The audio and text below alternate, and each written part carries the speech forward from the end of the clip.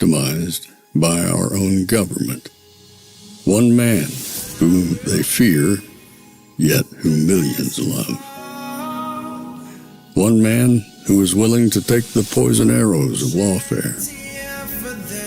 One man whose voice has been taken away by a corrupt judge operating in a corrupt system. One man who has been ridiculed and insulted. One man who refused to back down. One man who refused to back down. One man who refused to back down. One man who stands between us and them. One man that wants to see America protected again. One man who wants to see America prosper again. One man who understands that a man is a man and a woman is a woman. One man who understands and protects the blessing of life. One man who wants to restore American exceptionalism. One man who once again wants to make America that shining city on a hill for all to see. A place where all the people of the world glowingly set their eyes upon. America.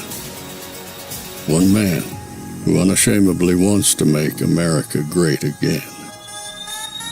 That one man is Donald Trump.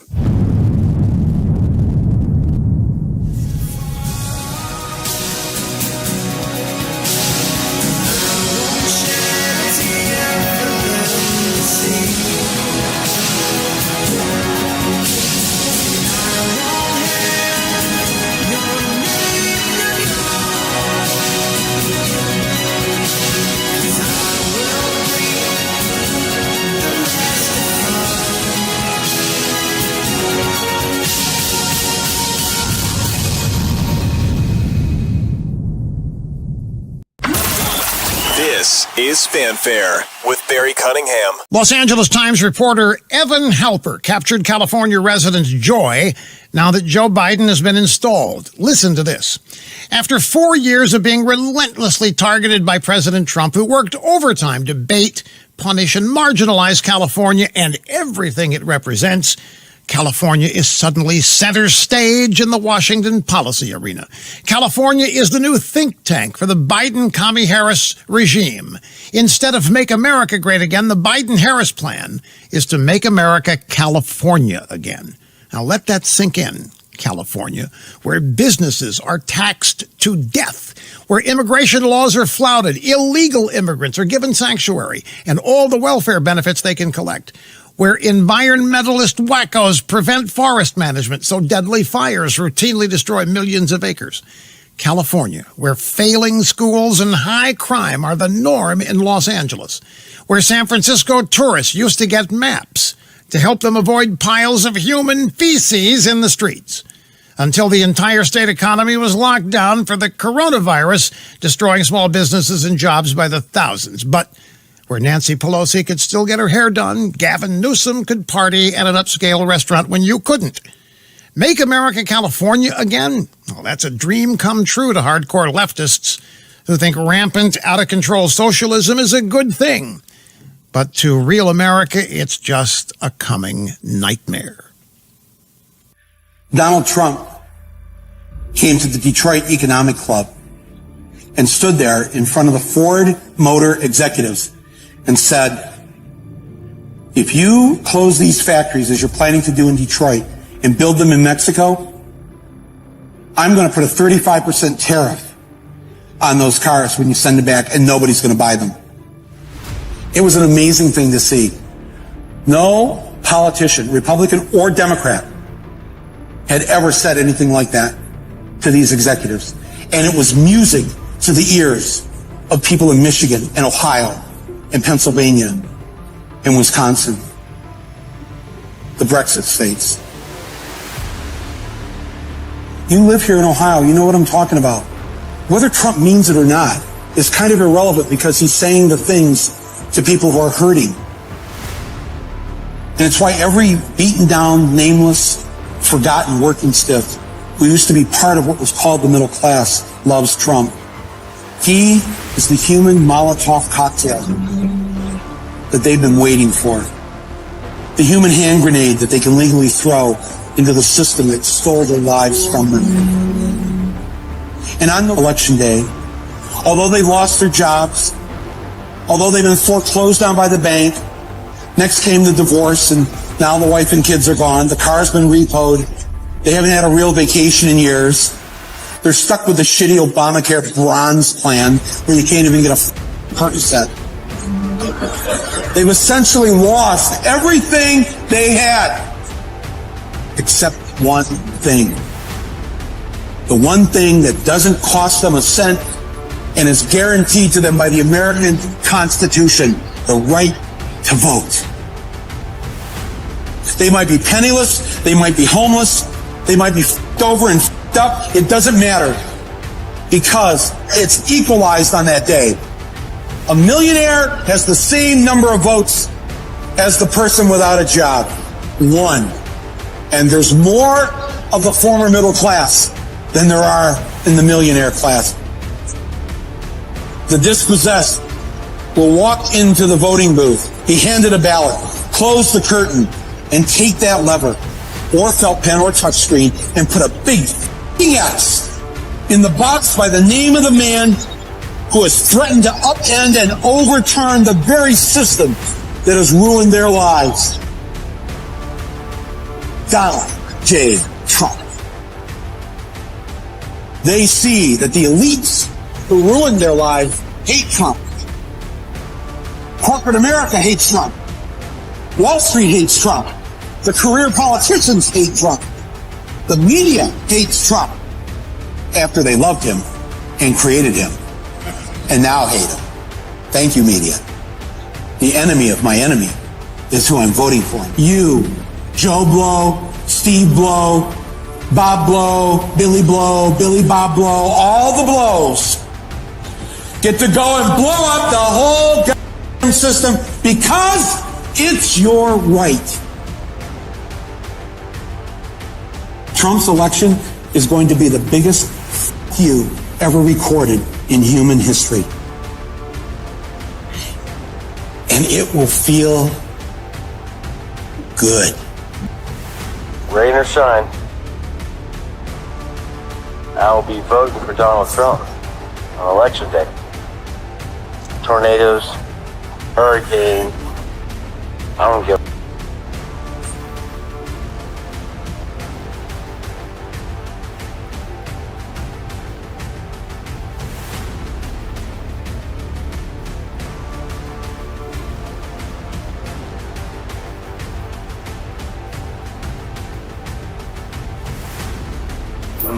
Dingo, stop.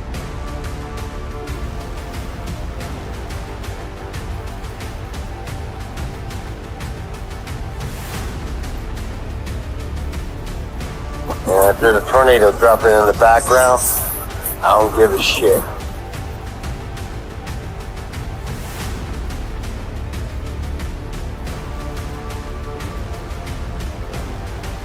Together we will rebuild, we will recover.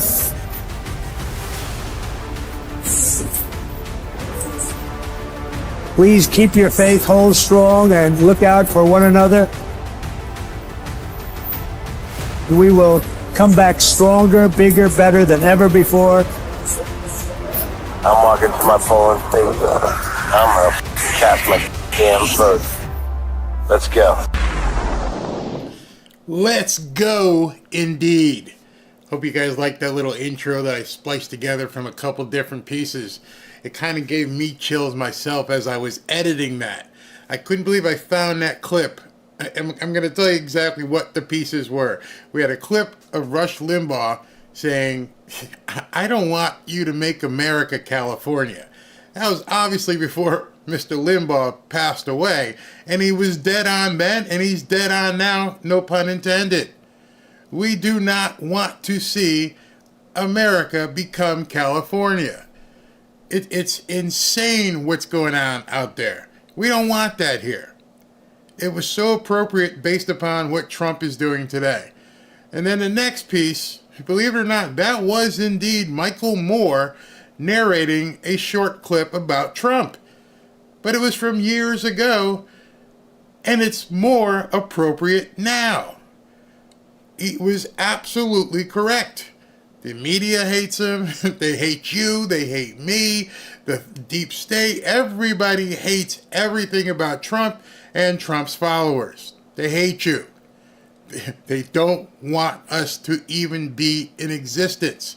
Who knows what they're going to try in the next 25 days or maybe even longer once he gets elected. What are they going to try? And that last piece, I picked it up, I think it was from the guys at Dilly. It put something like that together. And I wanted to set the tone for what's happening tonight. Tonight for those of us on the East Coast, early evening for those in the West Coast. And I saw this comment. I just want to put it up here because I see people asking, Barry, what does NCSWIC stand for? No one can stop what is coming. Right now, today, tonight, with everything that's going on, I can confidently say no one can stop what is coming. Now, some people may hear this and go, oh my God, he's talking about that 17th letter of the alphabet and he's spreading rumors. No, I'm just telling you how I feel, how I personally feel. After watching that video, after seeing what's happened today, there was an early rally, but I was tied up with family in town. Not a rally. He did a round table, that one that was, basically rescheduled because of the hurricane. He met with the Latin business leaders. I'll get a copy of it and post it if you guys want to see it. But some interesting things came out about that. But more is coming out about what's going on in California. Depending upon estimates, what you're going to see tonight is anywhere between 50,000 and 100,000 people out in this ranch in Coachella, California. If I'm going to see 50 to 100,000 people in Coachella, that is telling me. It's not telling me he's going to win California because Gavin Newsom is going to do whatever he needs to do to make sure he does it. But what it does tell me is nobody can stop what is coming. This thing is its own groundswell, and it's just beginning to take on a life of its own, and it's beginning to grow and grow and become powerful. And all the October surprise stuff, because they basically spent their load trying to attack Trump over the last 8 years, all of the incoming shelling is hitting the Democrats. There was one feeble, weak attempt to go after Trump today. You want to know what the weak attempt that they tried to call out Trump on? You ready for this one? Oh my God. And this was a major news site. I don't remember which one. Trump called Kamala Harris a retard. Breaking news. Trump called Kamala Harris a retard. That's what you got? That's what you're swinging fences at? Then I know you can't stop what's coming. Michigan, or one of the states, Michigan, I believe, that tried to not hire any conservative or Republican poll watchers, got overturned. It got completely overturned by the appellate court in Michigan. So now they've got to rush and hire an equal amount of conservatives. Oops, sorry. That's how it's going to fall. That's what we got to do. And then, the biggest breaking news of the night. And I have to be very, very delicate here, because I can't actually say it. So I'm going to use all kinds of innuendos here, and I'm going to hope you guys can fill in the blanks. I'm going to look here at the the comments and see if you guys can fill in the blanks. All right. Tampon Tim. News is coming out, and I wanted to wait all day and see who's going to pick up this story. This person, I don't know them. I can't really see if they're credible. This person, they're just repeating things. I'm not really sure it's credible. Then I saw a couple credible people come out and say, there's trouble with Tim Walz. And then I saw another one where it said that the trouble that Tim Walz is having is now marched itself into prosecutors' offices and is telling prosecutors the trouble they had with Tim Walz. So I'm gonna euphemize here, but you can use your imagination. You're all adults. That trouble that Tim Walz had was trouble back-ending a little boy. Yeah. I think you can fill in the blanks here. You can fill in a whole bunch of stuff. I don't got to say the words. Oh, and the boy was underage. Oh, yeah. And that's starting to bubble up really bad. And it involved, allegedly, is that the word? Is that how we say it now? When we're not really sure, we say allegedly, so nobody can say you're defaming them. But it's beginning to groundswell. Let me just show you something, and perhaps you can, infer or read yourself. And all I want you to do is go to Twitter when you get a chance, because that's the only place you can speak freely. And perhaps you can just take a gander at this story and the hundreds and hundreds and hundreds of other stories. The 1st of October surprise, CCP agent Tim Walz, also known as Touchdown Timmy, blankety blank blank blank. Read it. Tim Walz is accused of blankety blanking a high school kid during his time as a high school so-called football coach. The claim suggests that Tim Walz took the high school kid to one of those kind of establishments. Not there's anything wrong with that, and engaged in so-called inappropriate behavior while the kid spent the night at his house. So essentially had one of those Michael Jackson moments, with the Jesus juice and stuff. That's what we're being told. I think it's going to take a lot more than that, but they got pictures.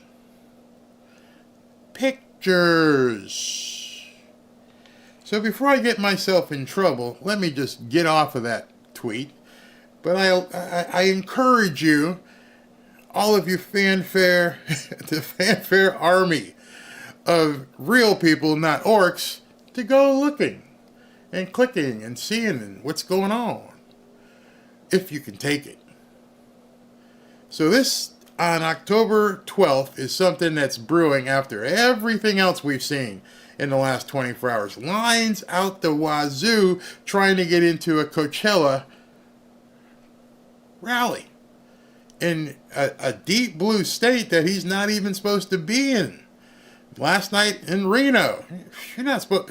What are you doing here? You're not supposed to be here. Aurora, Colorado. Oh my God, you're not supposed to be here. I'm here, fans. I'm bringing it. I'm stepping on some toes. Will he turn Colorado? Will he turn California? I don't think so. I hope so, but I don't think so. I think they'll do anything to keep those states.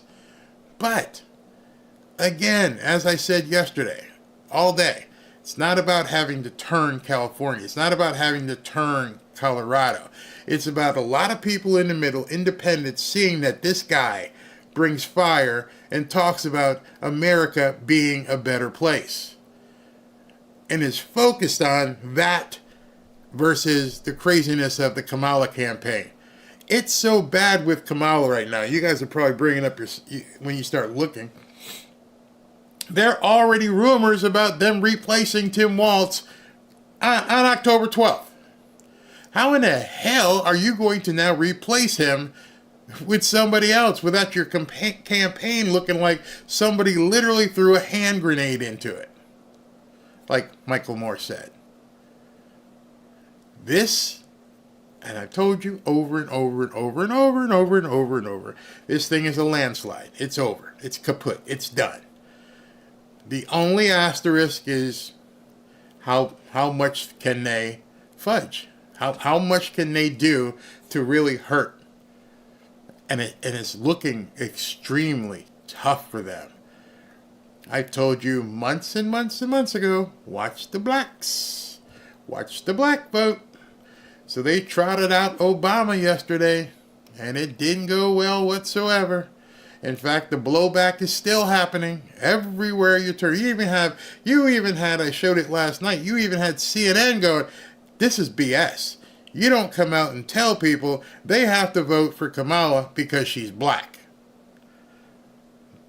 My allegiance is to my skin color, and you need, and a former president came out and said, forget everything else, vote for the black woman, even though she's not black. Hopefully she's a woman, although she can't define what's a woman. So I can't tell you. I can't help you. We know Timmy can't. And Timmy's trying to do interviews and getting tied up all over the place. Did an interview with Michael Strahan. Say, hey, the other day you said that you want to overturn the Electoral College. Oh, did I say that? Oops, orca. My feeling is the same as the campaign's feeling, is the same as the other guy. They don't make any sense. They're literally trapped animals, which are dangerous animals. She goes to the Univision thing, town hall, and more and more and more is coming out that the people, listen to this one, the people in the audience didn't just get the questions. The people in the audience were flown in to be a part of the audience so she wouldn't get any wild questions. And then, of course, tomorrow night at 7 o'clock, the world will tune into what has already been seen as a fraudulent interview. 60 minutes, you're done. You're absolutely done. Never mind why would anybody watch it, but now we all know you cheated. So this week has been very, very bad. Very, very bad for the Kamala camp.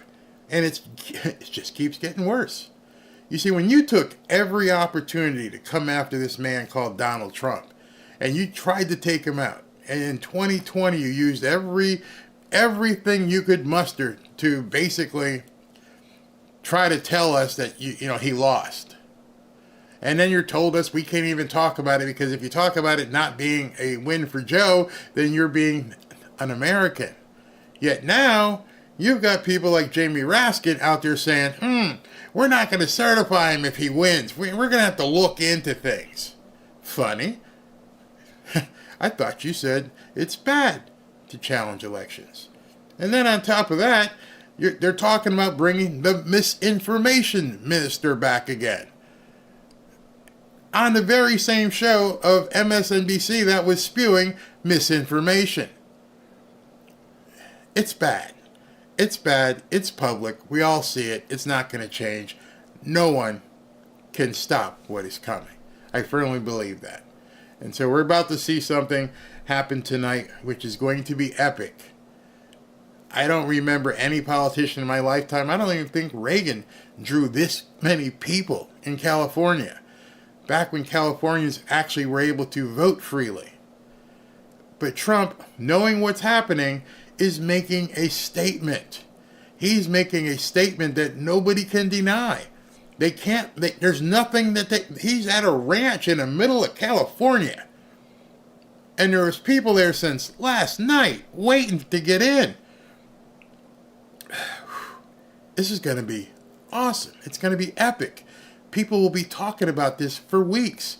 And meanwhile, Kamala's over here doing whatever she's doing. She's absolutely in free fall. At this point, she should just wave the white flag and go, you know what? I'm done. I don't even know why I'm going through the motions at this point, because that is what she's doing. She's going through the motions. Nothing has said. How do you know this? Let me just tell you this. There is nobody else they can bring out of the bullpen. They brought out Oprah. They brought out The View. They brought out Obama. And nothing is helping.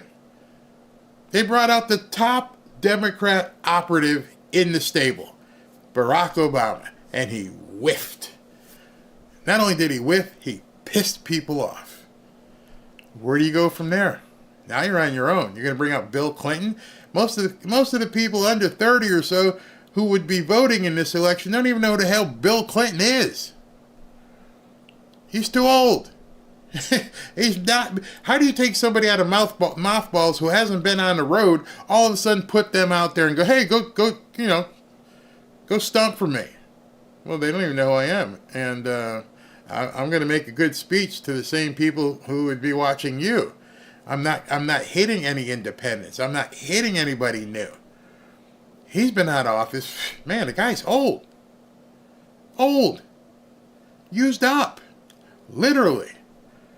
So you tell me who she's going to turn to. This is the closing run. Trump's got some amazing rallies planned. Of course, the final one being in New York City. He's going to blow the doors off of it. It's going to be epic. As will this one tonight, I believe, as well. Somebody's talking. Let me see if there's somebody we should probably take. I like this dude. Wesley Hunt is the man. Let's listen in on Wesley.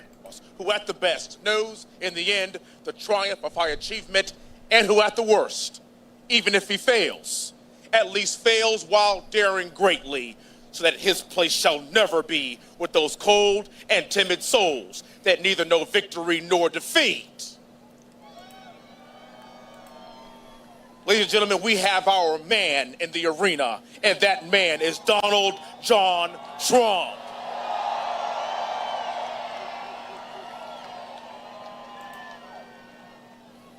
We live in the greatest country in the world because of brave patriots like you all across this country that just want what's best for this great nation.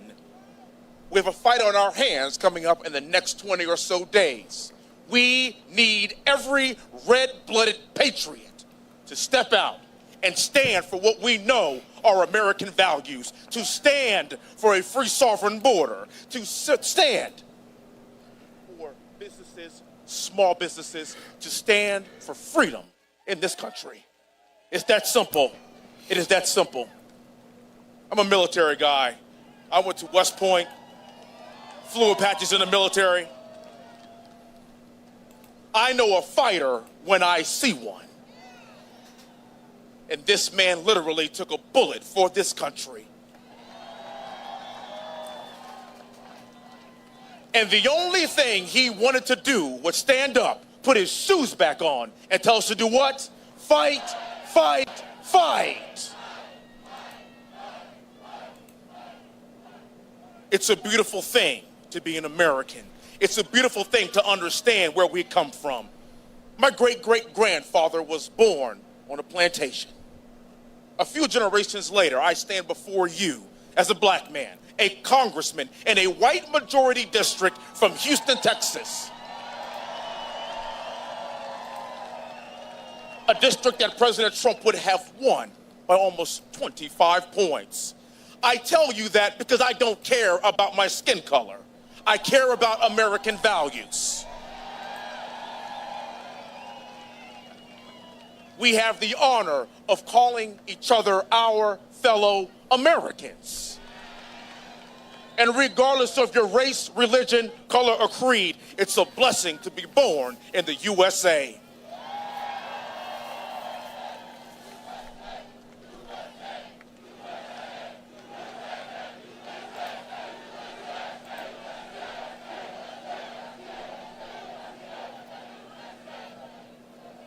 Do not allow the left to divide us.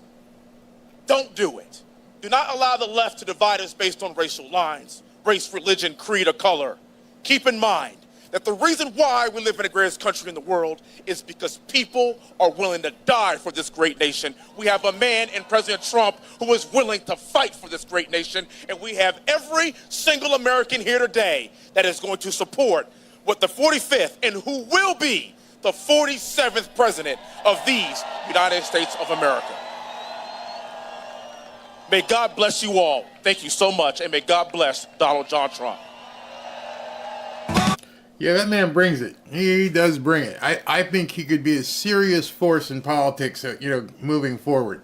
serious force. He's got a great voice. He can talk. He understands how to get a crowd motivated. Now if he gets some money behind him, who knows? So somebody put up an interesting comment.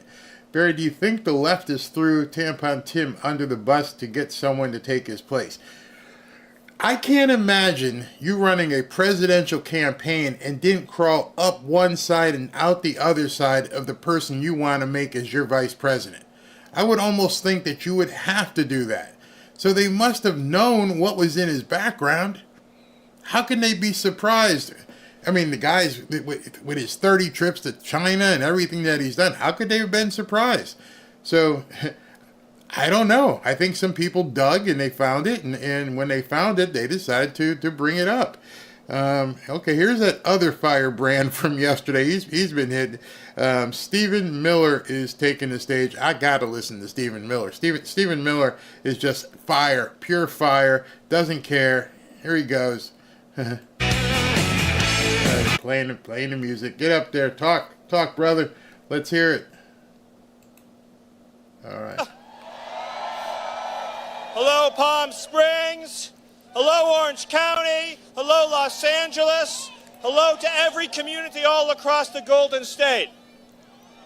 I'm a native son of California. I grew up in this state. I was raised in this state. And I have seen firsthand how the Democrat Party has demolished this state. They have taken your freedom, they have taken your money, and they have unleashed a hell of crime and suffering all across California. But I have good news for you. Help is on the way.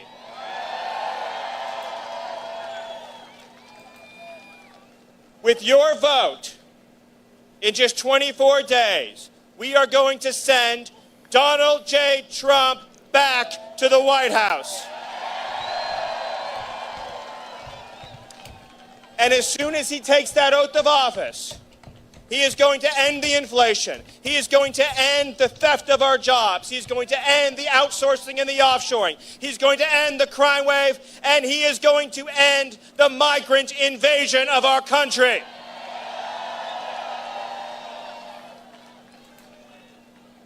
Everyone here today, you have worked hard, you have sacrificed, you have followed the rules your whole life. And what has your government repaid you with? They have burdened you. They have punished you. They have tried to indoctrinate your children. They have taken your money. They have taken your livelihoods. And they have flooded your communities with illegal immigrants. You have been loyal to America. And it's about damn time you had a government that was loyal to you. And that is what you will get with Donald J. Trump. Think about what this man has endured for you. For the last 8 years, they've come after him with one lie after another, one defamation after another, one attack after another, one persecution, one witch hunt, one hoax, one assault. And yes, Donald J. Trump has survived not one, but 2 assassination attempts. And what did he do? What did he do? Did he back down? Did he bend? Did he waver? Did he relent? No, he stood up tall. He stood up strong. He stood up proud. And he declared with 3 immortal words, fight, fight, fight. And that is the fight that he will deliver for you in the White House. He will fight for your families. He will fight for your children. He will fight for your country. And he will fight to ensure that your children can live in a country where Americans come first, last, and always. Because Americans built this country, Americans sustained this country. Americans shed their blood, sweat, and tears for this country. And this country, ladies and gentlemen, it does not belong to the politicians. It does not belong to the illegal aliens. It belongs to you, the American citizens. So over the next 24 days, call your friends, call your family, reach out to everyone you know, not just across California, but across Pennsylvania, across Wisconsin, across North Carolina, across all the swing states, and send a message, an earthquake, not just across this country, an earthquake across the world, by sending our man, our hero, our warrior, back to the White House by re-electing Donald J. Trump and delivering the salvation of America. Thank you, God bless you, and God bless the United States. All right, everybody, I had to put slow mode on. A lot of people were asking for it, but I want you to know, it's very important that you know this. A lot of people who don't understand what slow mode is. Slow mode is, it allows people to read the comments.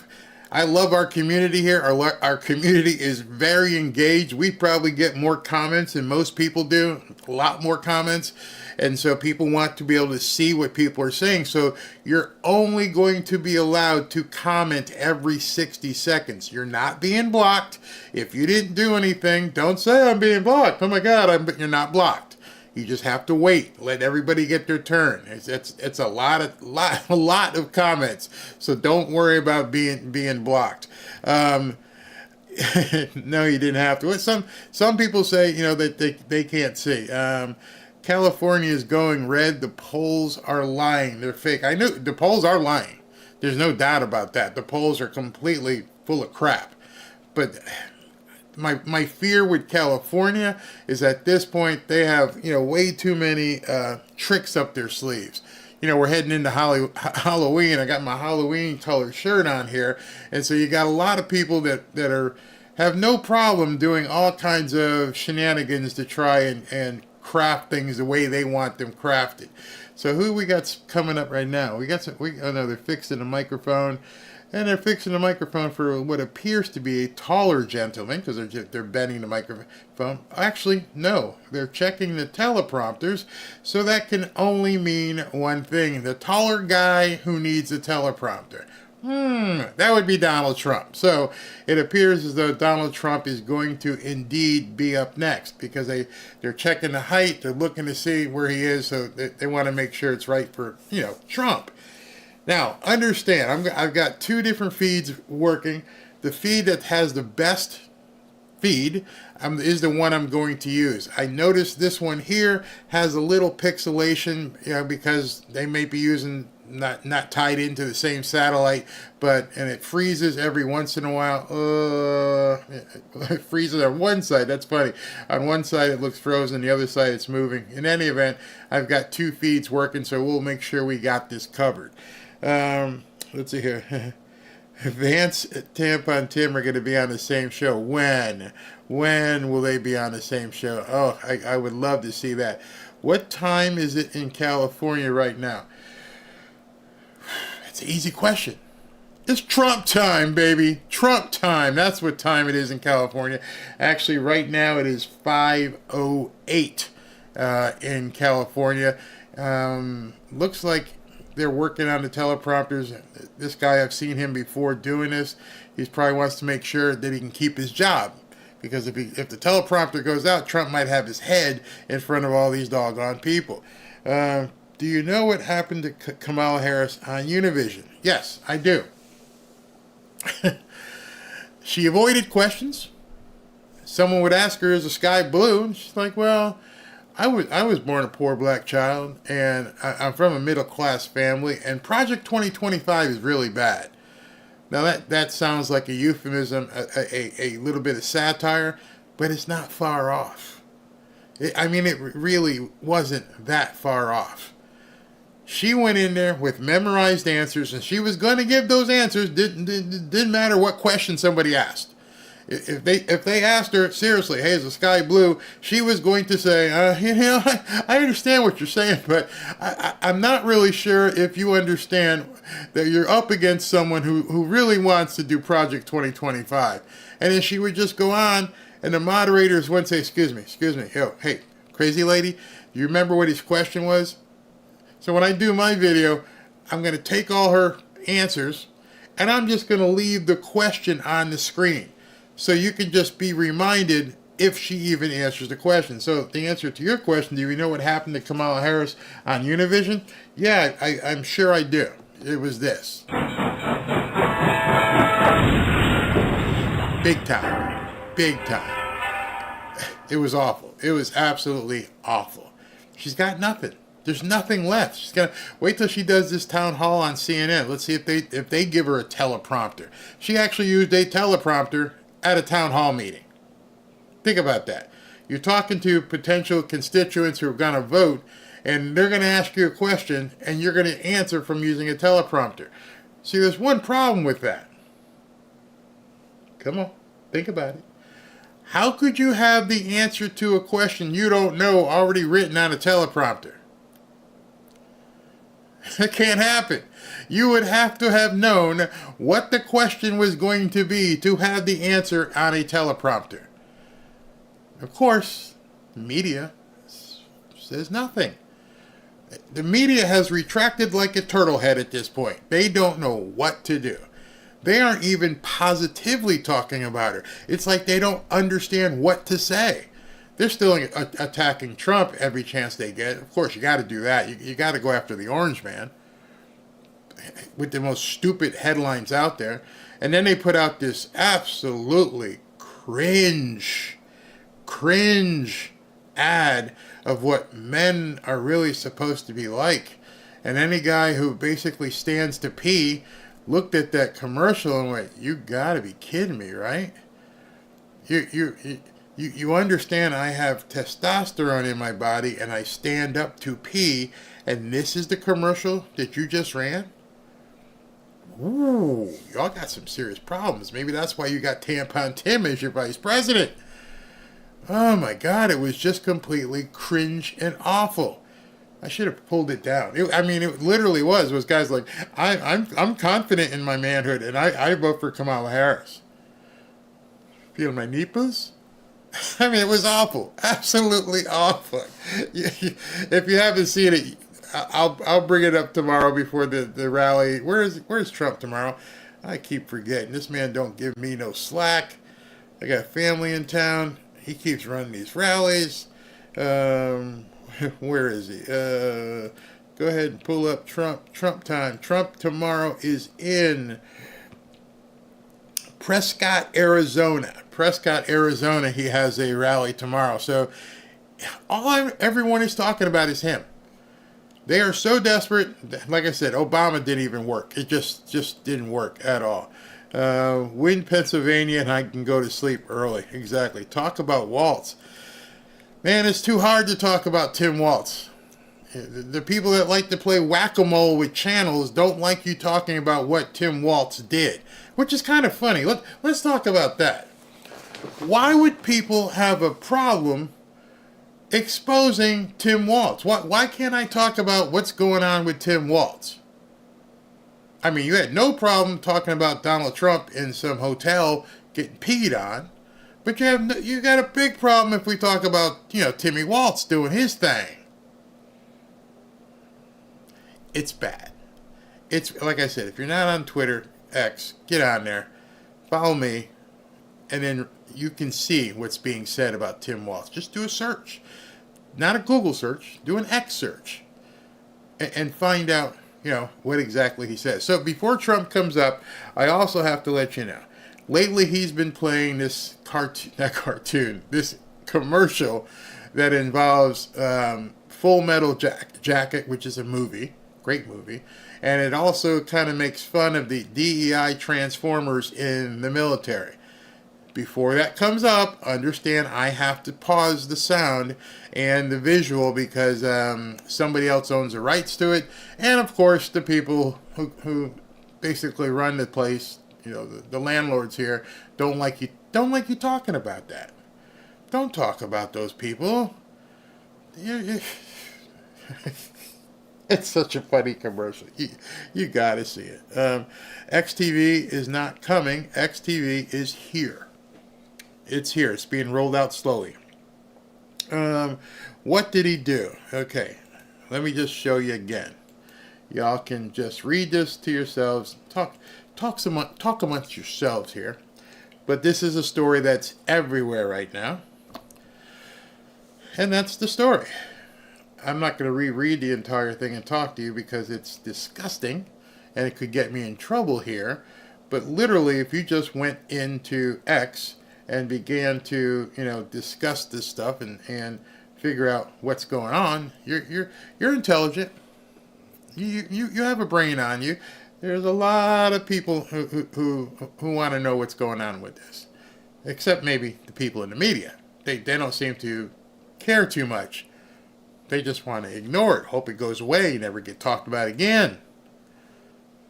That's what they really want. They don't want people to know this 2 or 3 weeks before an election that this guy might have. And here's the thing with this. And I think every one of you know it. I used to make fun of a way you could trap somebody when you're asking them a question. And that question is,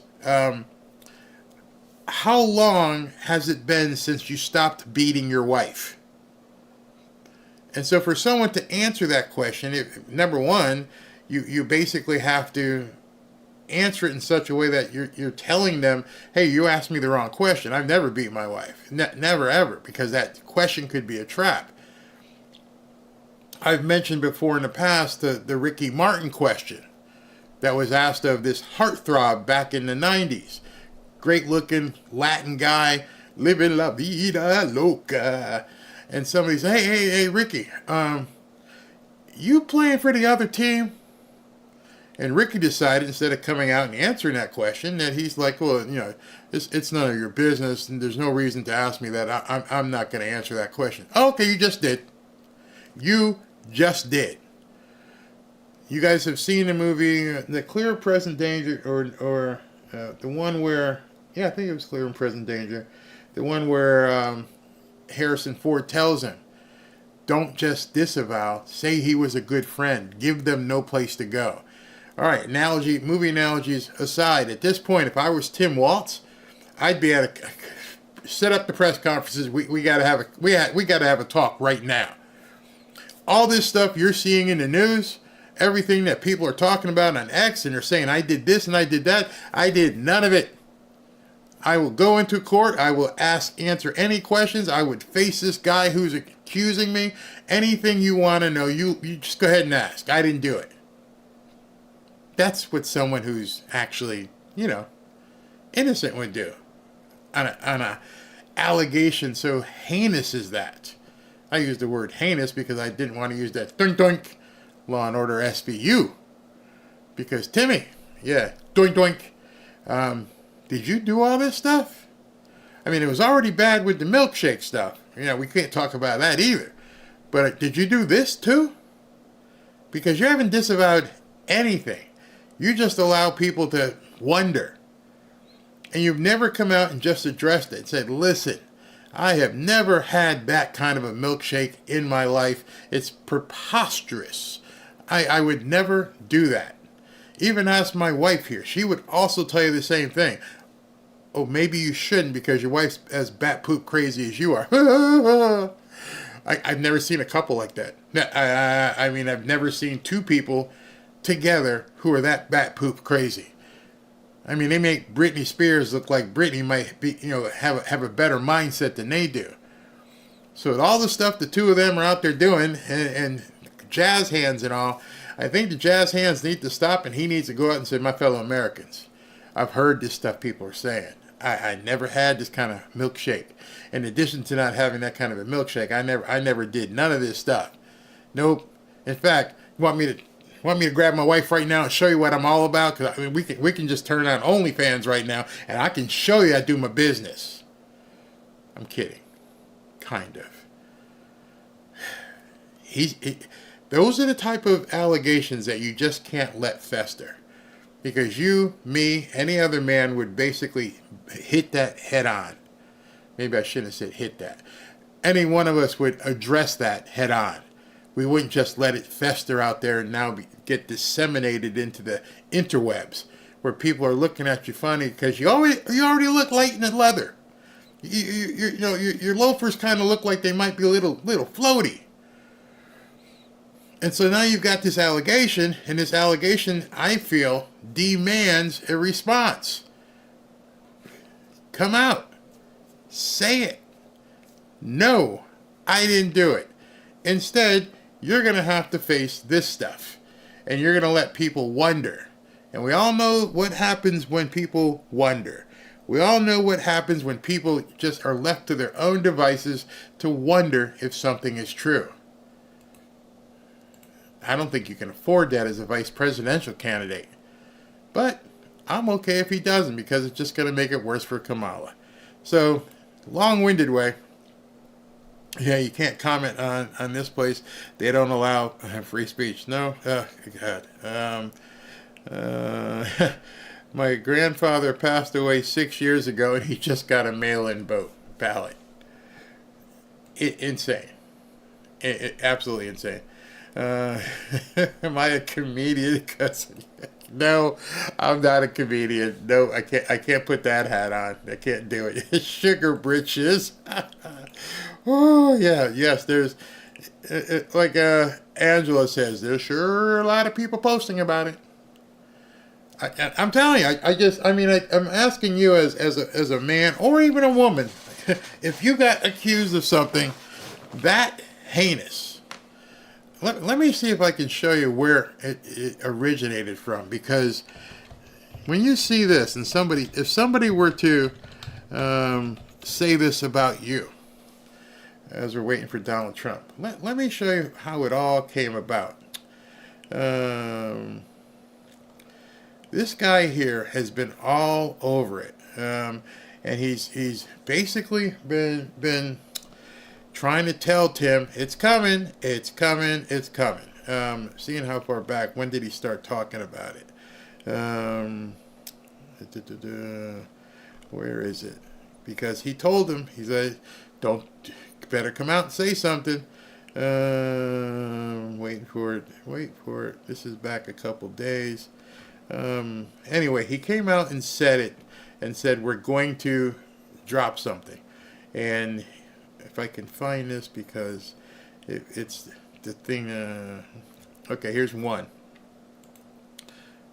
It's long, so you'll have to go to it. And he talks about when he received a tip on the whole story. And he starts talking about the different things that he saw. The tipster gave him very specific details. So I sent an email to the Harris campaign. Why the VP account? Because that account is required by law to keep the emails in accordance with Presidential Records Act. Okay, so understand what he's saying is he's putting all his ducks in a row and letting people know you're on notice. Okay.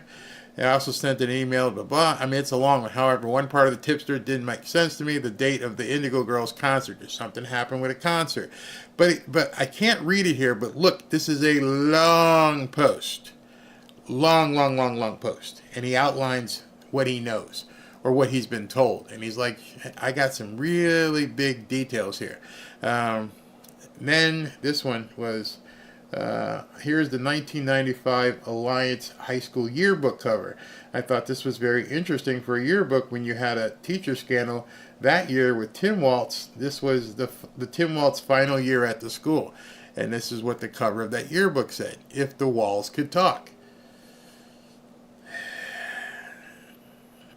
And then he's got that. Ain't no party like a touchdown Timmy party. So whoever this person is digging and digging and digging and is coming up with stuff, and he's letting people know at this point, I got the goods. Don't know how he got them. I don't know who this guy is. He's not a huge follower. He's got 218,000, but he's anonymous, and someone's feeding him information. That's how this stuff starts on X, and it just goes all over the place, and it just goes crazy. I mean, here's another one. There's just pictures. I don't know if you've ever seen these pictures. Let me put it up. But there's pictures of here. His bride won't forget their wedding date. They plan to celebrate by taking a few dozen high school students on a trip to the Far East. There's a picture. It's bad. It's really bad. And no response. So that's what's going on. You guys can look into it. To quote Training Day, he likes to push you know what back. If you guys haven't seen that scene in Training Day, oh my gosh. They're about the Mexican gang. The guys get brought there by Denzel Washington, and Denzel wants these guys to off this dude. And he goes, you ever have your pushed in? And I went, oh my God, did he just say that? Did he just say that?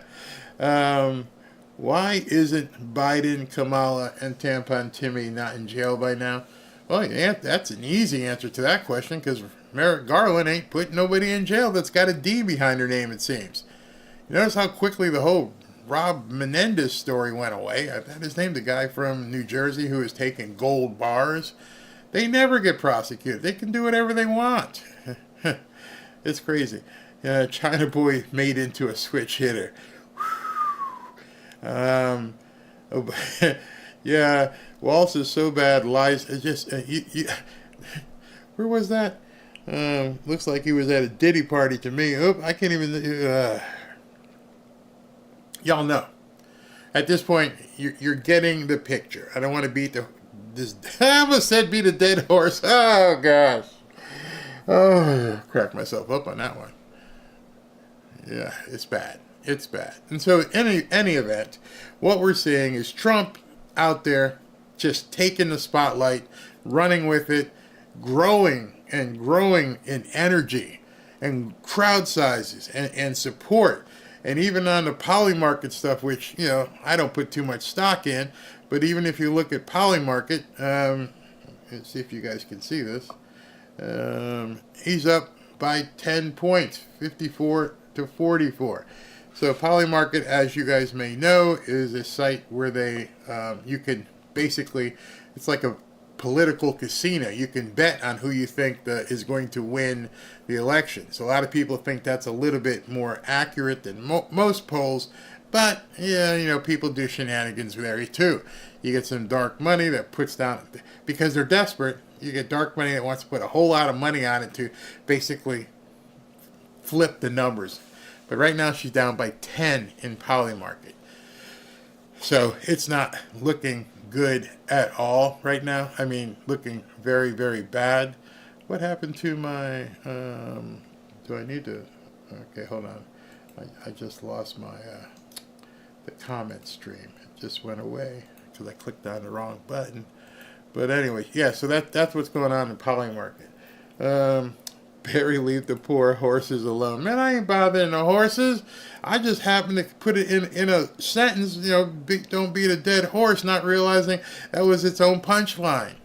If you guys don't know what that's all about, talk amongst yourselves. I can't really talk about it here. You know what I'm saying? Yeah. Football has switch hitters. You guys are awful.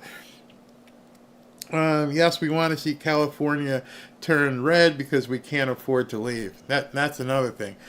Basically turning things into a communist country because so many people don't have any choices.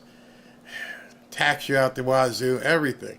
Where's President Trump? Somebody said, we're just waiting for him to come out.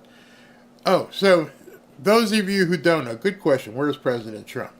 One of the things that has been problematic with Trump is that he's still under massive threat of being taken out. So what's been happening lately is they're having to shuffle his times, keep people off balance, use decoy planes, use decoy motorcades, do everything they can to keep the bad guys from knowing where he's going to be. And I personally think a lot of that also is why some of his times getting on stage are different. Sometimes he's right on, sometimes he's 15 minutes behind. So we don't know exactly what's happening behind the scenes until somebody hits it and goes, all clear. Until somebody announces all clear on the radio, he just sits wherever they have him and, make sure he's safe. So you can't tell. At this point, they are getting extremely desperate. They're getting extremely desperate. They can't do anything. Yeah, he's faking out his trolls. Yeah, he's got to do a whole bunch. It's funny, I was on his feed today, and I think to myself, what do you people hope to accomplish by saying the most vile things on Trump's feed? You're not changing anybody's minds. It's futile. At this point, take your tampon guy and go do whatever you need to do because it's futile. Nothing but pain ahead for you people. Nothing. Which is also why Dan Bongino, I don't know if you guys have seen what Dan Bongino posted, But Dan Bongino had posted a video from his last show. It was a cut where he said you better have 3 to 6 months of supply ready. And I went, yeah, we're good for about 3. May have to get some more. We live in Florida, so we got, you hope for Ron DeSantis to make sure things happen. But are you ready? And I mean, let me see if I can pull up what Dan said, because it was pretty chilling. And Dan's got a lot of guys that he knows on the inside. Let me see. Okay, so here's what he said. You need to take a look at this. Okay. Dan says, and I quote, advise everyone to prepare and have enough resources to survive 3 to 6 months. Faraday bags to protect against an EMP. A Faraday bag is basically a bag that has screens in it so that if something happens with an EMP, it doesn't fry your devices. Get a generator. Extra supply of gasoline. Water filtration. Plenty of bottled water. Pew-pews and ammo. What else is he saying here? Potassium iodide, water disinfectant, alcohol, peroxide, antibiotics. It sounds crazy, but folks, I'm telling you, if they wipe out our grid, and that's just a scary, scary thought. Do whatever you need to do, but you got to get ready. You can't not be ready in case something happens. Speaking of something happening, the big man is walking out to the stage, so we are going to cut to him as soon as he gets to the mic so that we can hear what he's got to say. But yeah, if I were you, I'm telling you, don't take this stuff lightly. Make sure that you are protected, because things are going to get really squirrely when Donald Trump wins.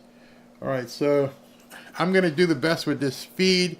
It's in California. I don't know if they're going to try and do whatever they can to hurt this man and make sure this message doesn't get out today. But he's back there. Let me turn the music down. All right, so you can see him. He's back there. That pixelation, that's what I was talking about. It comes and goes. There's nothing I can control. So like, see how it freezes like that? Every now and then it freezes. So that's not me. I ain't touching anything. That's the feed that is right now. And he's about to come up to the stage. Once he starts talking, I turn it on, and what you guys have to do is let me know if it sounds okay. But we're going to wait for a couple, 20, 30 seconds till he's done greeting everybody. And then we can go ahead and wait till the music goes off, and then we can put it on. But yeah, I hope he addresses the number. I know a bunch of you guys had questions already. How many people are out there? 50, 60? I don't know. Let's see if he begins talking. Wow. Thank you, everybody. Thank you very much. Let me know about the volume.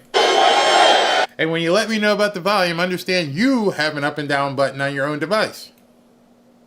Thank you very much. This is a rather nice crowd. You can't see the end of it. Hello back there. Boy, you are so far. I don't know if they can see anything. I want to give a special hello to Coachella. We have had a great reception here. And look at this crowd. This is like record stuff. As far as the eye can see, that means we're going to do very well. This is like a poll. And a very also special hello to the state of California. We got to make it better. We got to make it better. I stand before you today in the heart of the majestic Coachella Valley to declare that the Republican Party will always put America first and lead us on to victories like you have never seen before. We got a big victory. Because we become the party of common sense. We call it common sense. We're conservative. Who the hell knows? We might even be a little bit liberal, but you know what? We have common sense. We have common sense. That's what it's all about. No, we're nice and conservative, but we do it the proper way, and we're doing numbers that nobody's ever seen. Look at these rallies. Nobody's ever seen anything like that. Nobody's ever seen And we're fighting for hardworking citizens of every race, religion, color, and creed, right? And that sun is hot. I'll tell you. Should I or should I not put on the hat, the famous hat? Okay. Who wants me to put it on? Who loves my hair and said you shouldn't put it on? All right, I'm putting this on. That sun is hot. Right. Tell me if it's nice and even. Right? Yeah. Okay. Mr. Wall. I love Mr. Wall. Front row Joes over here. They're here. They come. And we have the great women from North Carolina over here. Look at them. That's number 219 or something for them. They're wealthy and beautiful, and they have wonderful husbands, I think. I don't know. What are they doing? What are the husbands doing? The radical left Democrats have destroyed this state, but we are going to save it, and we're going to make it better than ever before. Yet I've come here today not only to talk about California, where you have one of the worst governors in the country, Gavin Newsom. Gavin Newsom. No. But you definitely had somebody here that was horrible. Kamala. And now she wants to destroy our country. We're not going to let her destroy our country like she did San Francisco, right? But how will we save America from suffering the same fate? Because if she's here, you know how we'll do it? By voting for Trump. It's very easy. Kamala Harris and the radical Democrats have destroyed this state. California's really, it's a paradise lost, but we're going to bring it back. Don't worry about it. We're bringing it back. It'll happen fast. We'll stop the murderers from coming in, the drug dealers, everybody coming into California, coming into our country. Through generations of American history, California stood as the beacon of what our country aspired to become. It really did. It had everything. It had the weather. It had the water. The state had the best schools, the safest communities, and a booming middle class. But all that was eradicated by decades of the very policies that Kamala Harris wants to now force upon America. I don't think it's going to happen. And by the way, we're leading in all the polls, but we have to win. Too big to rig. We're leading in the polls, but we have to do it too big to rig. Because they are good at one thing. You know what that one thing is? Here goes cheating. That's true. They're professional thieves.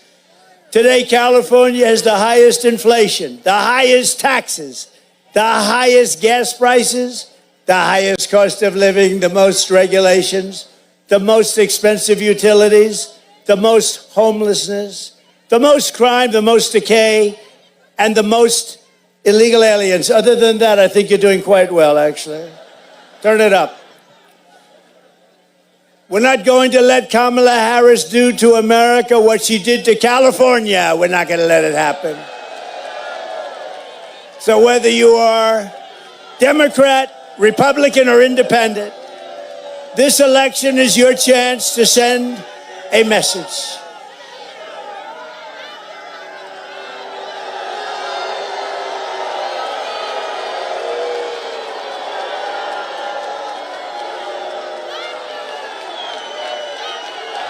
Looks like they're dragging out a freak. Somebody snuck in and they dragged him out. Back home to mommy. She goes back home to mommy. Was that you, darling? And then she gets the hell knocked out of her. Her mother's a big fan of ours. You know that, right? Her father, her mother. Now, you always have that. Now, tomorrow, here's the only problem. So we have like 100,000. We have a lot of people. You know, in Butler last week, we had 101,000. Can you imagine? Celebrating the life of a great person, a great fireman, actually, Corey. But we had 101,000. So whether you're a Democrat, or Republican, or Independent, this election is your chance to send a message to the world that the people of California are not going to take it any longer. We're not going to take it any longer. Kamala Harris got you into this mess, and only Trump is going to get you out of it. We're going to get you out of it. But by far, one of the biggest factors in destroying California has been mass illegal immigration and a governor that plays right into their hands. What a shame. What a shame. She got it started. Kamala got it started. Now she's saying, no, I'd like to see the wall get built. Oh, she'd like to see. Where was she 4 years ago? This just is new. You know, her poll numbers are tanking. So all of a sudden she's in love with the wall, which does work. Two things work. You know what they are? Wheels and walls. Everything else, you can have a brand new, beautiful computer for that beautiful young boy of yours, and in about 2 weeks it's obsolete. But wheels and walls never get obsolete. And we built one hell of a wall. We were going to add 200 miles more, and then bad things happened last time. You know, we got more votes the second time by millions than we got the first. Anyway, they took over, and that's when I realized they want to have an open border because they didn't want to put a little bit of extra that I bought, far beyond what I said I was going to build. And they sold it for 5 cents on the dollar. Can you believe it? These people, they're so bad. And now they're realizing it works, and now they want to build some, but it's a little late for them because they're not going to be there very much longer, I don't think. You know, Joe Biden was the worst president in the history of our country. She's the worst vice president in the history of our country. There's never been anything, and we're not going to let her. You know, I beat Biden, so we have a debate. He went down. He was down. In all fairness to him, he got 14 million votes. She got none, right? So he goes down. They said, we want you out of here. I won't do it. We want you out of here, Joe. You know, it was a coup. It was a coup. They actually threw him out of office. And I'm convinced that he likes me a little bit more, this much more, than he likes her. I'm convinced. I'm pretty well convinced. Across the state, which Kamala, or as she would say, Kamala, helped to make a sanctuary state. Does anybody really want? You know what a sanctuary state is? That's a place where you keep criminals, right? Who the hell wants that? The mass migration invasion has crushed wages, crashed school systems. Your systems are a disaster. Wrecked the standard of living and brought crime, drugs, misery, and death.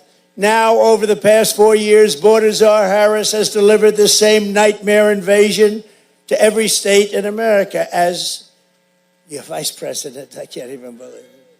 How do you like the vice president she picked? How about that guy?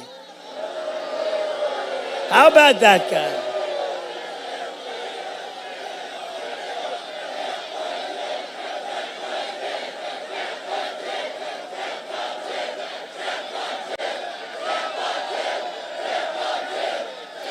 I don't know.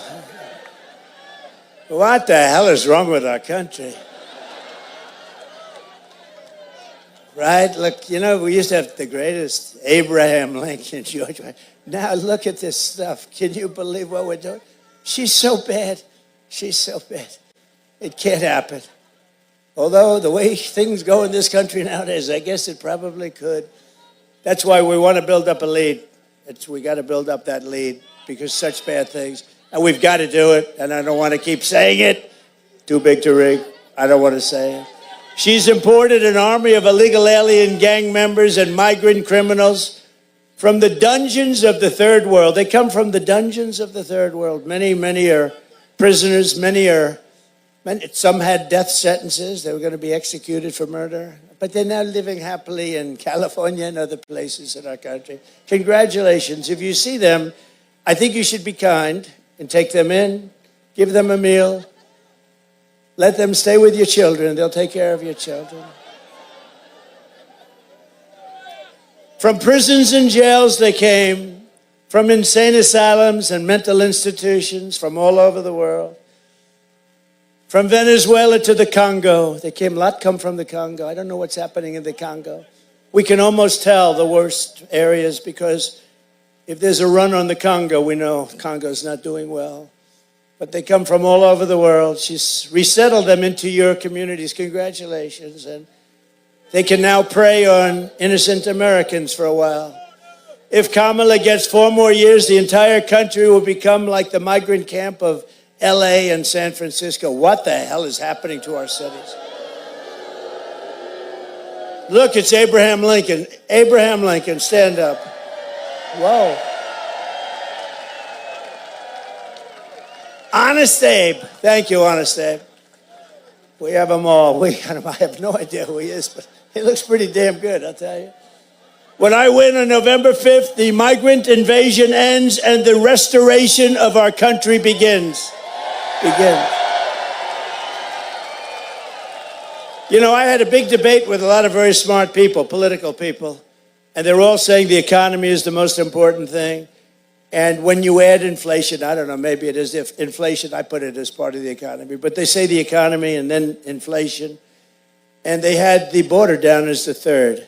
And I disagree. I think, frankly, I don't even want to speak against myself. I think the border is number one.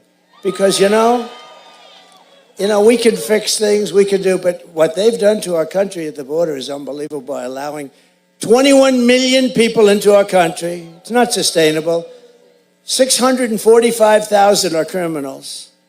And some are 214,000 are what they call high grade A criminals. We have them. Think of that. One of the deadliest and most vicious migrant gangs that Kamala has imported into our country is the savage Venezuelan prison gang. Isn't it nice? They formed a little friendship in prison, one of the meanest prisons you've ever seen. The Tren de Aragua. Have you heard of it? This is Tren de Aragua gang. Nice individuals, very nice. They're in Aurora, Colorado, where you have a very weak and pathetic governor who's petrified of them. He's afraid of the criminals. He's the governor. You can't be afraid. But they're in Colorado and communities all over nationwide. This gang is terrorizing law-abiding citizens, including taking over the multiple apartment complexes. But in Aurora, they're like me. They're in the real estate business. They want to go in. The only difference, I use financing, they use guns. Take a look.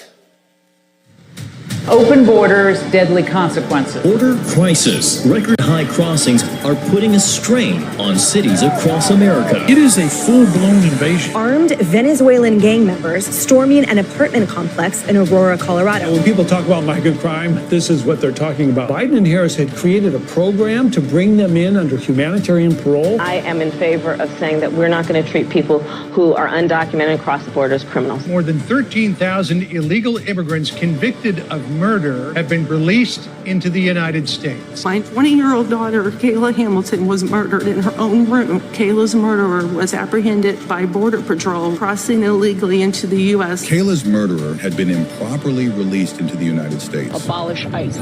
Yeah, we need to probably think about starting from scratch. An Afghan national is in custody today after being accused of plotting an election day terrorist attack. The suspect entered the U.S. on a special immigrant visa. More than a dozen people suspected of being Tren de Aragua gang members right here in San Antonio. The gang members had been terrorizing the apartment complex. New details in the murder of Laken Riley. The illegal immigrant suspect, who cops say committed the heinous murder, is a Venezuelan national. And was paroled and released into the country by the Biden administration. 2 men investigators say are in the country illegally from Venezuela are charged with capital murder in the death of Jocelyn Nungaray. Court documents suggest a group of men arrested for beating and robbing a Dallas woman last month are members of a Venezuelan street gang. Manuel Hernandez was booked by Colleyville police just 2 days earlier and released the day before the robbery.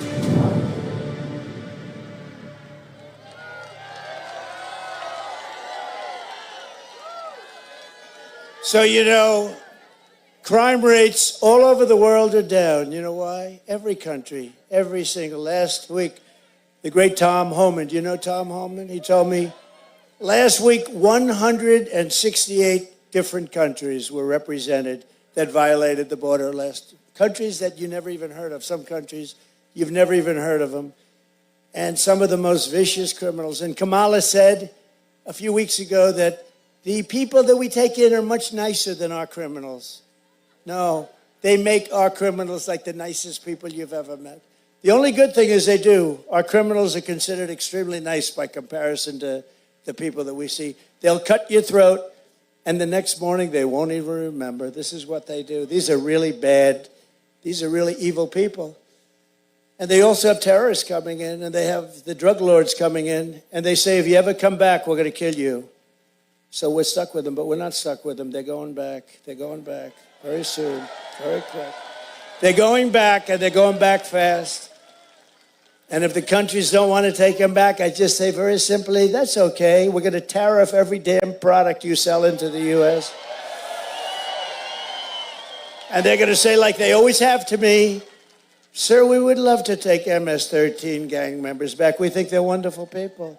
You know, we had that problem when I first came in. You had Honduras, and you had, I'd say, 3 or 4 different countries, a little bit Mexico.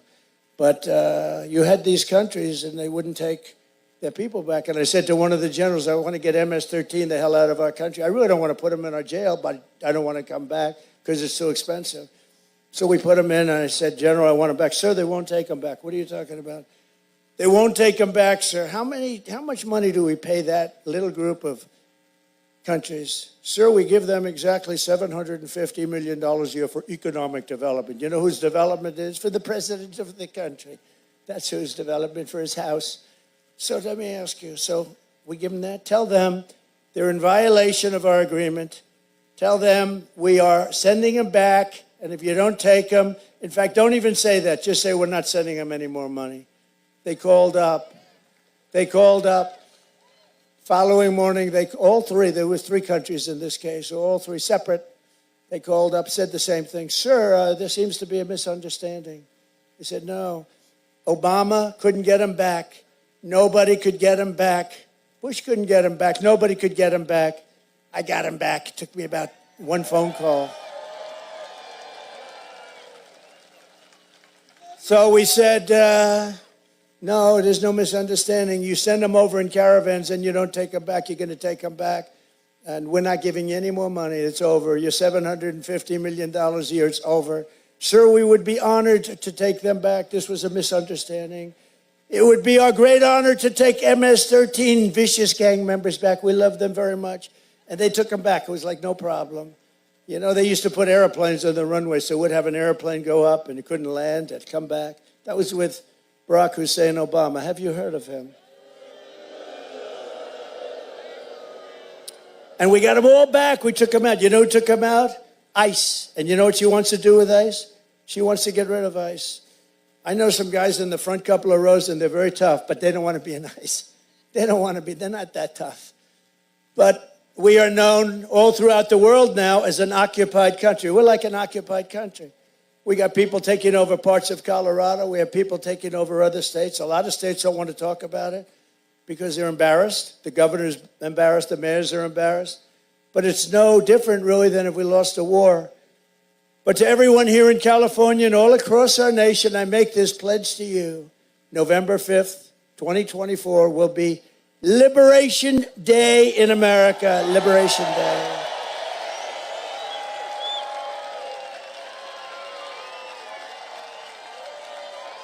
Liberation. ICE got them out, largely got them out. But 2 beautiful young girls walk into school and they cut them up with knives. They cut them up into little pieces. Both of them died. They didn't want to use a gun because a gun's not painful enough. These are animals. I will invoke the Alien Enemies Act of 1798 to target and dismantle every migrant criminal network operating on American soil.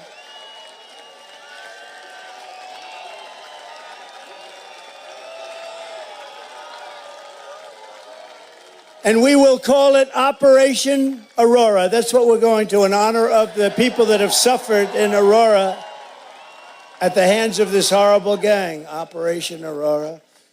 And if they come back into our country after we're going to throw them out so far, you wouldn't believe it. But if they come back into our country, it's an automatic 10 years in jail with no possibility of parole. 10 years. And if that doesn't work, it'll be 20 years. And if that doesn't work, I guess it's going to be the death penalty, right? The death penalty. And I'm hereby calling for the death penalty for any migrant that kills an American citizen or law enforcement officer. Death penalty. It's time.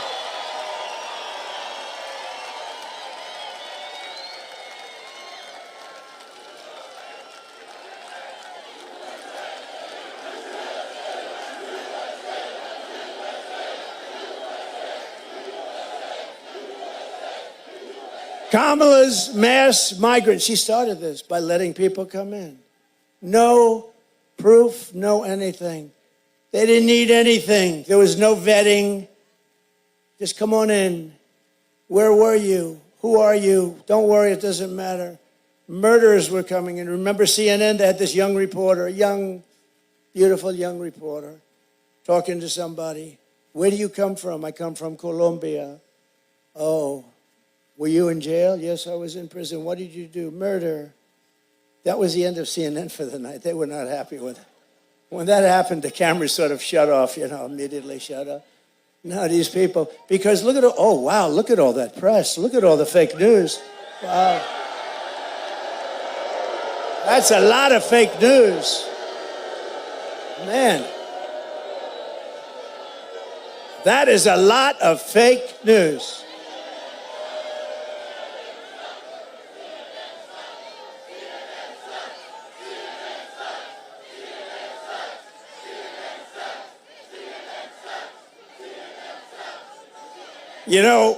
We need borders, great borders. We had one, but we're going to have it again very quickly. 2016, I fixed it so fast and so good. The difference was this is 25 times worse. This is crazy. And in 2016, I said, this is going to be the most important election we've ever had. And I meant it. But nobody knew they could do a thing like they've done. We gave them a border that was perfect. It was great numbers, great everything. All they had to do was leave it alone. He could have gone to the beach. Somebody told him he looks good in a bathing suit. He has one great thing, though. He has got an ability that I don't have. He can put down one of those 16-ounce little things that are made out of light aluminum. They're meant for old people and children to lift. He can't lift it, so a child is always with him. And he sleeps. The guy can fall asleep instantly with the press watching. Who the hell wants to sleep with these people watching? And he's out cold. You see the dribble coming down the side of his cheek. What do you think President Xi of China, he's a fierce person. I know him very well. He's a fierce man. What do you think he thinks? He's thinking, oh, this is great.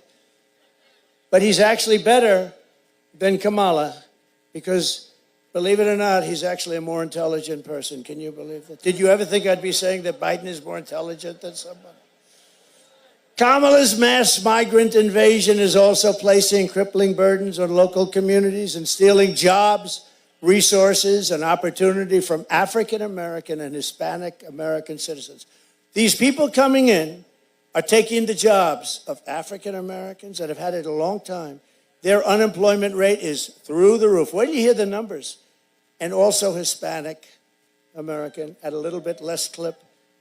They're replacing people that have been in these jobs for a long time, doing a good job, not bothering anybody. They're living out their lives and they're being fired. And people that come in, and we don't even know who the people are. They have no way of knowing. A few years ago, one study found that 1 in 4 students in LA County schools was from an illegal immigrant-headed household. And after 4 years of Kamala Harris, the number is now a much higher number than that. Think of that. They come in by the thousands a day, thousands and thousands, all over the country. And you've heard the expression, every state is now a border state. They fly them over. That's the one thing nobody knew. It even took me a little while to figure that one out. We wondered, what were all those airplanes doing flying into our country? That's how we found them. We had like hundreds of planes flying over the border. They say, we're going to make the border tougher. How about she said, oh, we had a good border bill, but Trump talked Congress out of it. I didn't talk anybody out. The bill was defective. It was terrible. Millions of people would have come in and would have been made citizens, but that's not the point.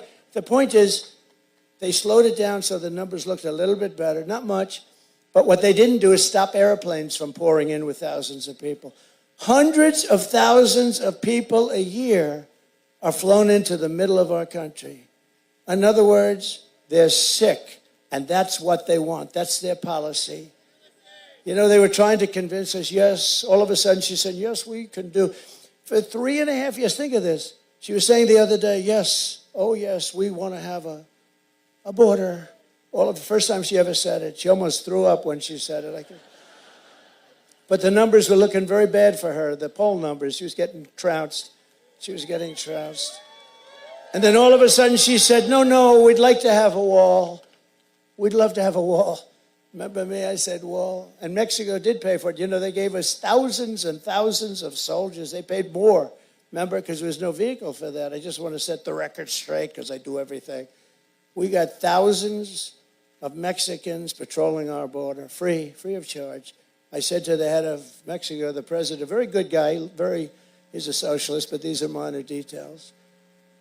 I said to him, President, you have to give us 28,000 soldiers to patrol our border. Oh, Donald, I will not do that. Of course I won't. No, you will do that. I promise you, you will. No, I will not. Yes, you will. He goes, no way. And I said, way. And then I said, you know, he's a good guy. He's a friend of mine. He just left office. He's good. Good guy. But why would he do that? He would do that only if we had leverage. And we do have leverage because we're the pot of gold. We won't be the pot of gold for long if we have idiots like we're talking about coming in and running things. We won't be a pot of gold for long, let me tell you. But he said to me, no, we won't do that. I said, here's what you do. I don't want to be talking to you. You're my friend. I don't want to embarrass you with a negotiation. Have your negotiator, please, your top guy, come and see me. So they came in.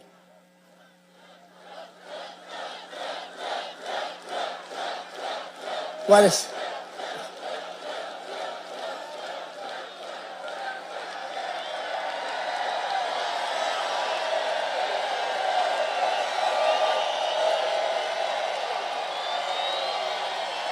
That's nice. That's nice. Thank you. Thank you. What a friendly group this is. I thought there was a little riot over there. Thank you.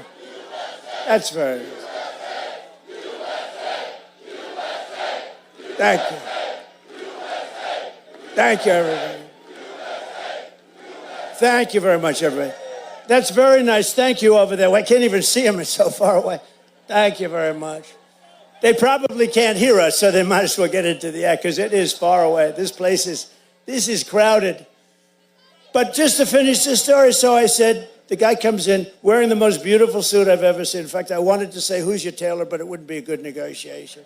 Guy walks in to talk about soldiers on the border. I say, who's your tailor? This didn't work. So he walks in, handsome guy, beautifully tailored. And I said, no, we want you to give us 28,000 soldiers for our border free of charge. And he laughs at me. He sort of laughs. The State Department woman, very good, 25 years she's worked on Mexico. She said, sir, they'll never do that. I said, yes, they will, 100%. He said, no. I said, yes. He said, no. I said, yes. Then I said, here's what I'm doing. I'm signing an order.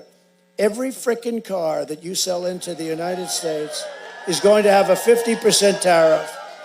And every piece of merchandise you sell into the United States, starting on Monday morning, this was a Friday evening, will have a tariff of 25 to 50%, and we'll make a tremendous profit over and above the cost to you.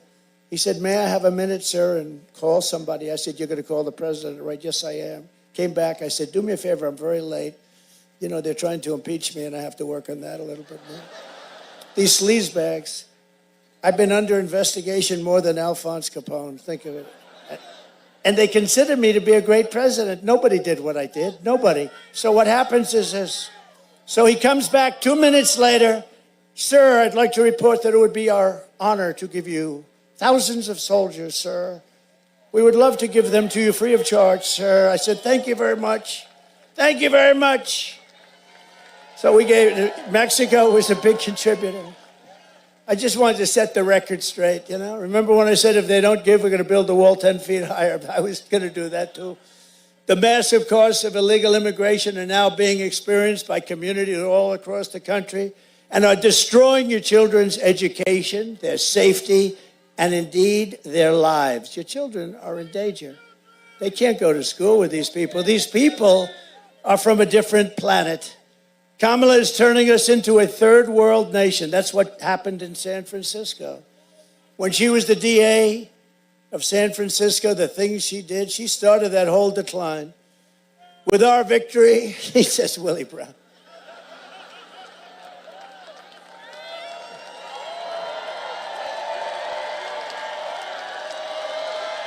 Come on, show some love and click that like button.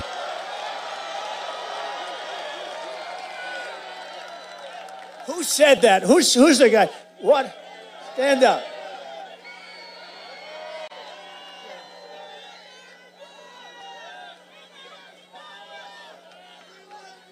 This can only happen in California.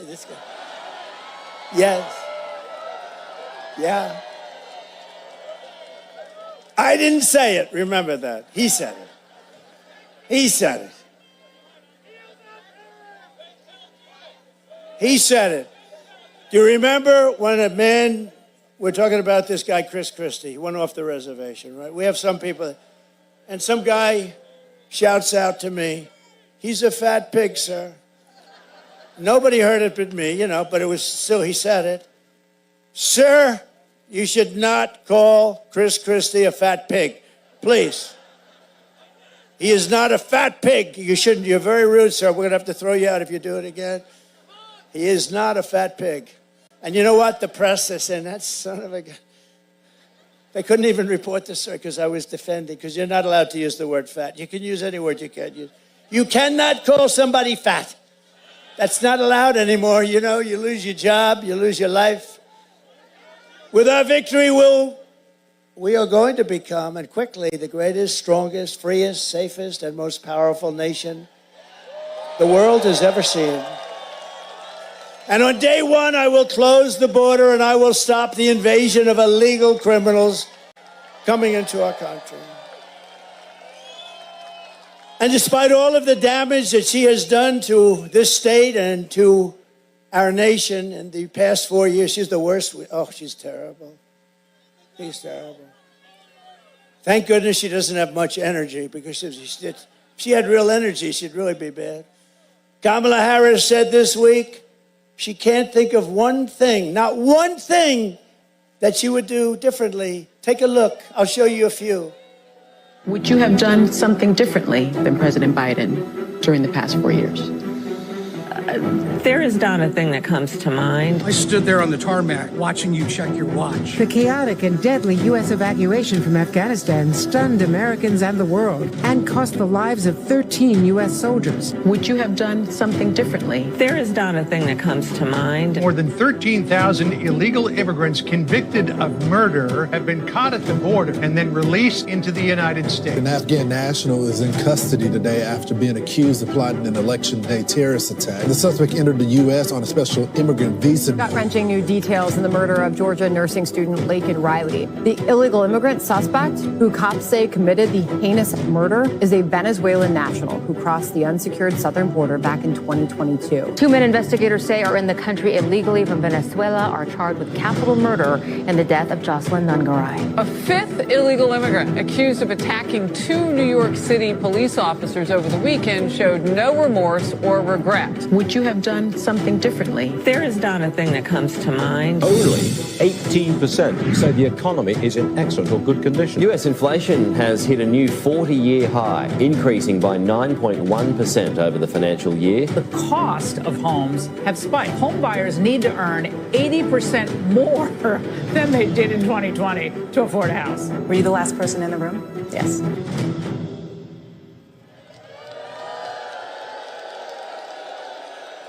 How dumb an answer.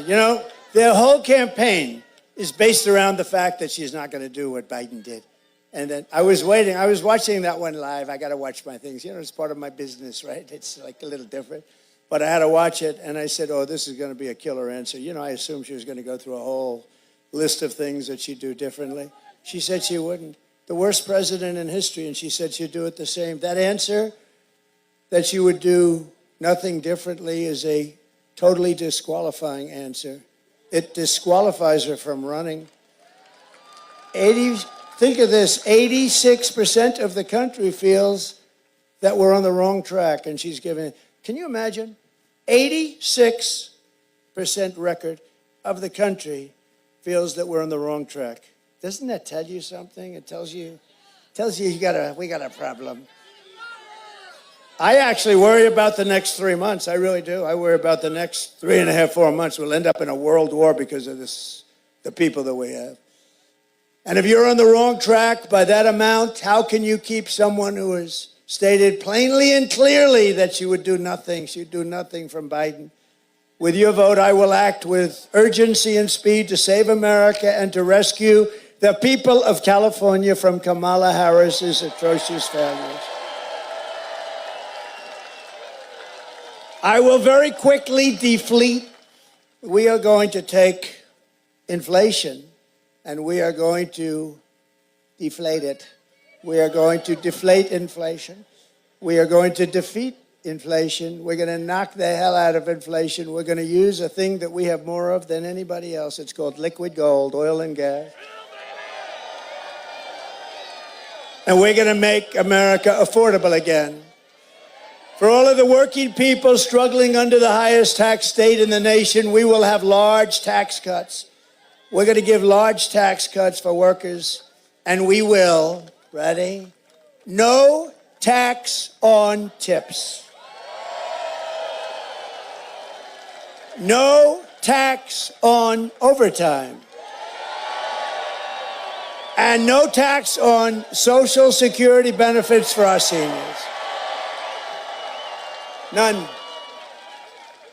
By contrast, Kamala is known as the taxing queen. It's the only election I've ever seen where they say, we're going to raise your taxes. Vote for me, I'm going to raise your taxes, like by 72% or something. And they're going to end the Trump tax cuts. I gave you the largest tax cuts in the history of our country, larger than the Reagan tax cuts. They're going to end them. Add that to it. Her plan will raise taxes for the typical American family by more than $3,000 a year. In Detroit 2 days ago, I also announced that we will make interest on car loans fully deductible.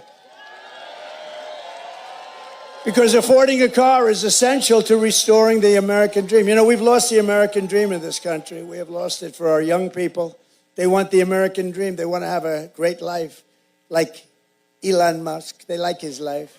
How good was he the other night? Did you see him? He was so happy. He was so happy. You know, he lives a reclusive life, the life of a super genius, but he's rather dark MAGA. That's right, dark MAGA.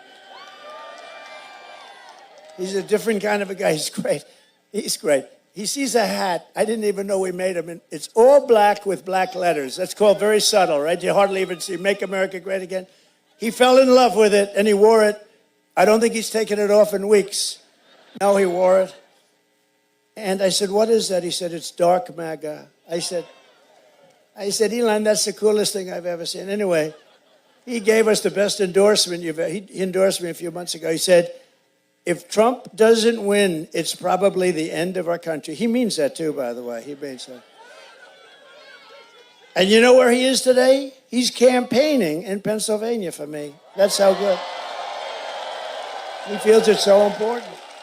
And I really think we won't have a country left. Elon, oh, he'll be happy.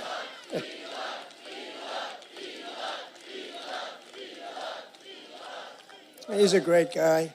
But, you know, really, I got involved last week because, as you know, Biden and Harris have done a horrible job on North Carolina and some of the other ones, in particular, the first of the hurricanes that came in. It really wiped out North Carolina. And a person I know, an official in North Carolina, said, sir, we're wiped out here. All our lines are down. We have no power. We have absolutely no communication. It became to the mainland. What happened is the water was so high, they were literally landlocked. And he said, do you know Elon Musk? And I said, yeah, I do. What do you need? He said, we need Starlink. I said, what the hell is Starlink? True. I said, Elon, what the hell is Starlink? No, I said, what is Starlink? He said, communication. Very good communication. So I called Elon. I said, Elon, they're in big trouble in North Carolina. They need Starlink, and you guys they're doing so well with it. It's a very hard thing to get. So I said, you guys, is there anything you can do? Because in the meantime, my phone rings, and it's the guy from North Carolina thanking me, and I'm still on the phone with Elon. I said, Elon, what the hell did you do? You told them that you've got it before I even hung up. So he's on a different planet than us, right? He said, yeah. He said, yeah, you were talking and I was, going whatever. And he got it. He got him a lot of it. He got it. And I said to the people, what's better, that or the hard line? He said, actually, Starlink is better. Starlink is better. But he's a great guy and he's done a great job. And it's too bad that that Kamala didn't do. I don't even know. She's essentially not even gone there, essentially. But what happened in North Carolina, and then Ron DeSantis, who's done a very good job in Florida, he didn't want her even involved. He was dealing with Biden. He didn't want her involved. I will also cancel Kamala's insane electric vehicle mandate.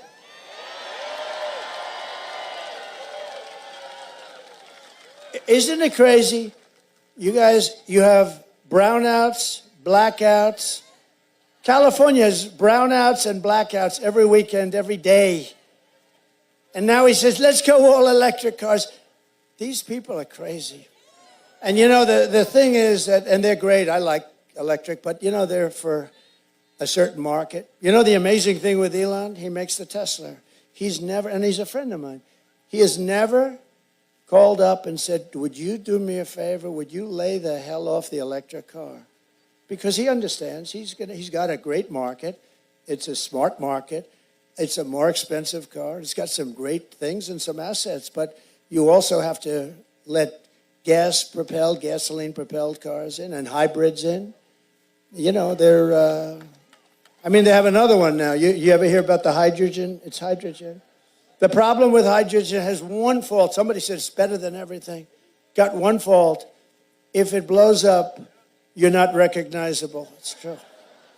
In other words, it doesn't happen much, maybe once a day in the nation.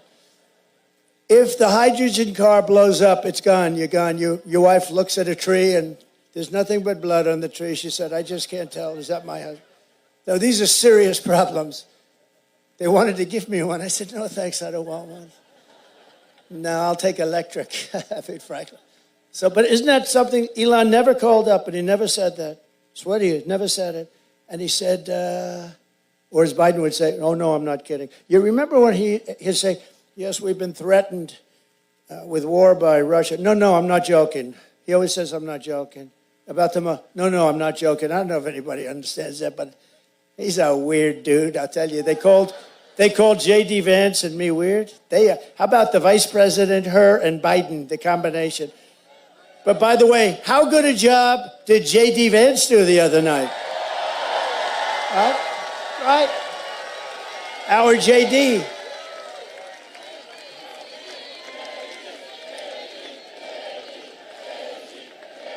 I shouldn't say it, but I took him in because he has a very good brain. You know, we like smart people. He's very smart. He was a top student at Ohio State. He finished in 2 years, top of his class. And then, I didn't know you could do that, actually. But he finished 2 years. Then he went to the military, was outstanding in the military. Then he came out, he went to Yale Law School.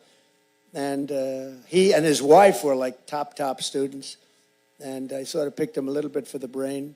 We had a lot of great people. We have a lot of great people that were in that group, and any one of them would have been fantastic. But J.D. did a great job the other night. The guy that he went against, you ever hear a guy call himself a knucklehead? And he's in a debate. I mean, he's the biggest liar. He lied about everything. And how come he went to China 28 times? What's going on? He went to China. You know, nobody asked him that one question. I kept saying, somebody ask him the question, why was he in China 28 times? There's a guy's got some problems. By the way, if you think she's all right, she's not. I think she's worse than him too, actually. But he went to China 28 times, and I'm waiting for somebody to ask him that question. It won't be the fake news, I can tell you that. It won't be those people. And I will not allow California politicians to get away with their plan to impose a 100% ban on the sale of gas-powered cars and trucks in your state. Not going to let it. That'll be ended in the first day. That'll be ended. These people, it's unbelievable. To bring jobs, factories, and wealth racing back to our shores, we will have a 15% made in America corporate tax rate. In other words, you have to make your product in America. Then you have only 15. Remember, I brought it down to 21% from almost 40%. Everyone said, there's no way you'll be able to. I had to get it passed in Congress. Can you believe it? It's the greatest tax cut, the biggest tax cut, and regulation cuts. The most regulations ever cut by a president by, I think, 3 or 4 times, actually. But we also, which I think is actually more important. I asked a lot of the big executives of the biggest companies, what was more important, the tax cut, where we took them from almost 40% to 21%, or the regulation cuts. Every single one of them said the regulation cuts, which actually surprised me.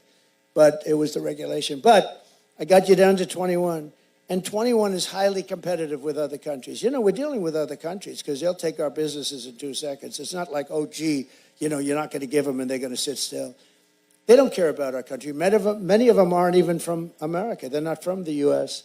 They're, you know, international business people, very smart. And they will leave here in 2 seconds if they can get something substantially. So I came up with this idea. So now I have you at 21, brought you all the way down.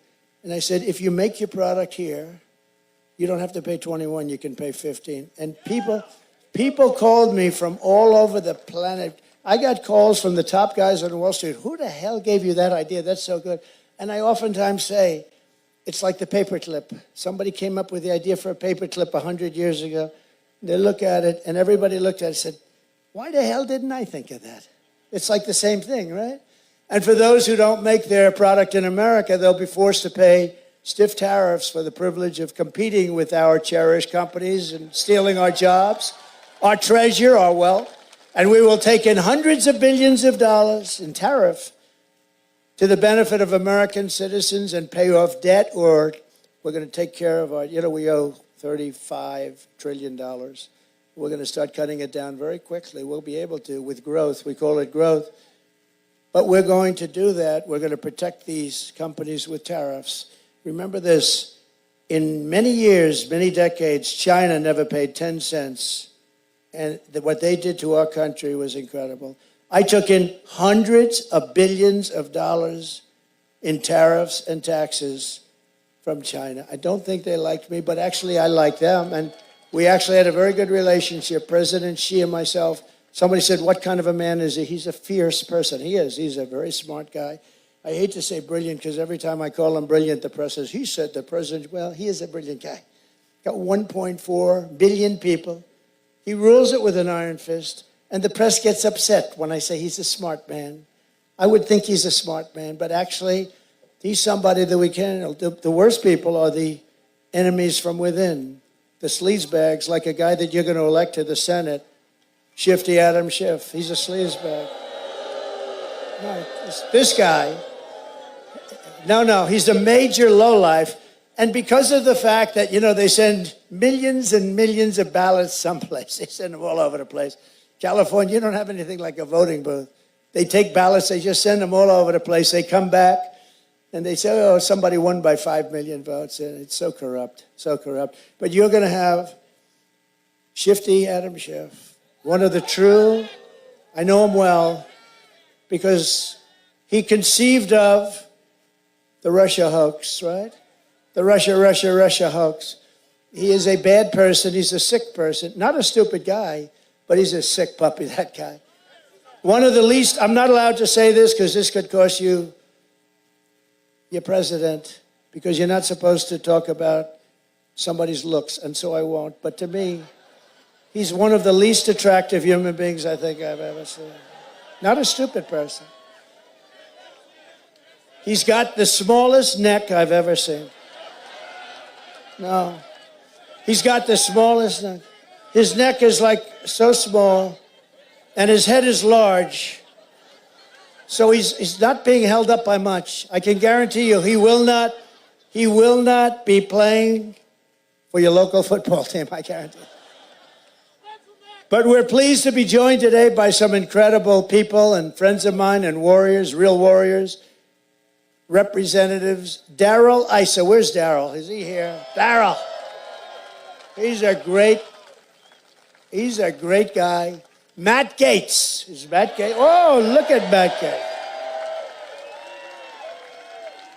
He's a great guy. He's really a great person. And he's on the controversial side, but that's not bad. And is he here with Ginger? He's here with Ginger. Hi, Ginger. And Ken Calvert, and he is here someplace. Where's Ken? Ken, thank you. Good job, Ken. Very good job. Do we have enough people for you guys? Do we have enough? Broke the record. There's Mr. Tom Barrack. I didn't recognize him with that hat on. Look at him. Stand up, Tom. Great guy. Great businessman, actually. He's a great businessman.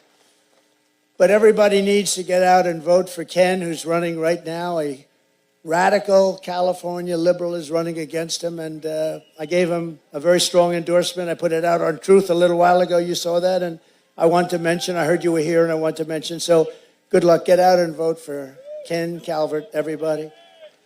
We also have members of our great Native American tribes. They're fantastic people. We have the chiefs. We have, where are they?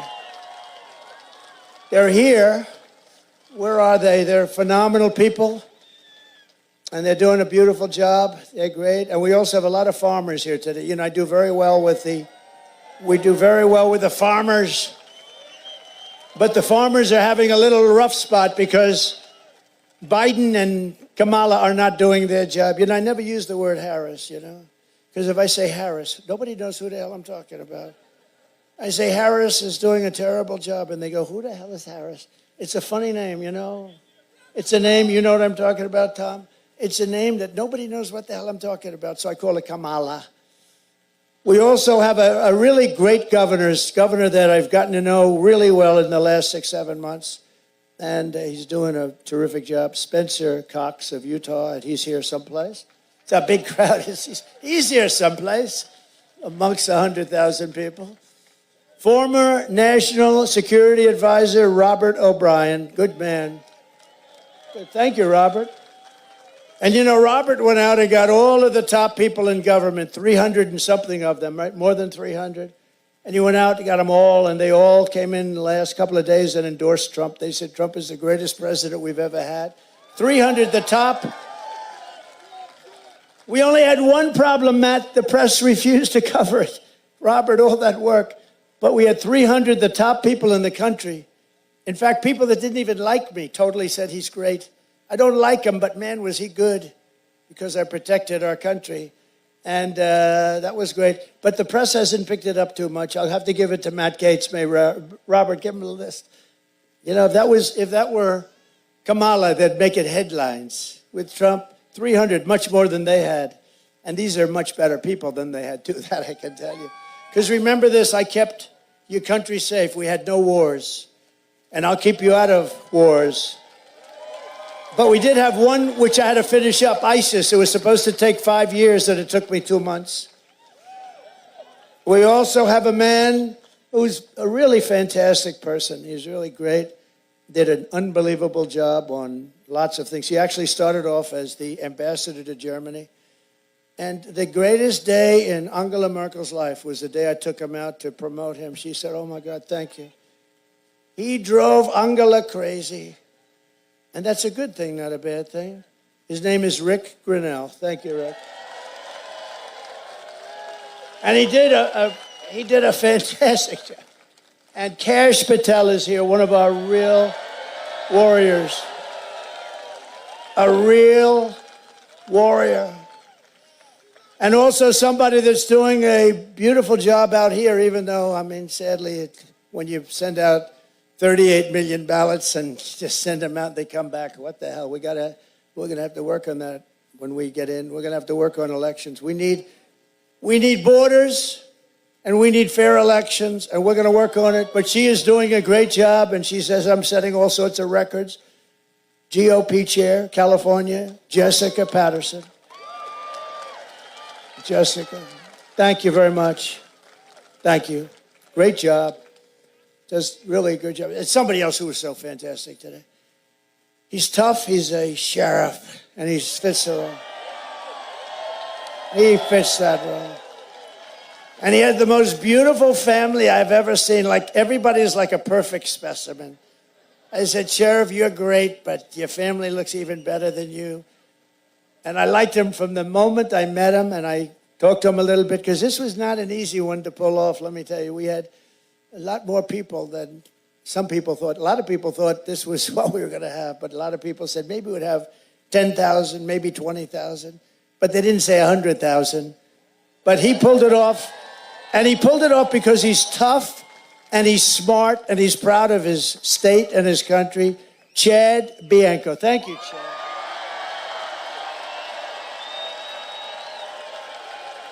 He's like central casting.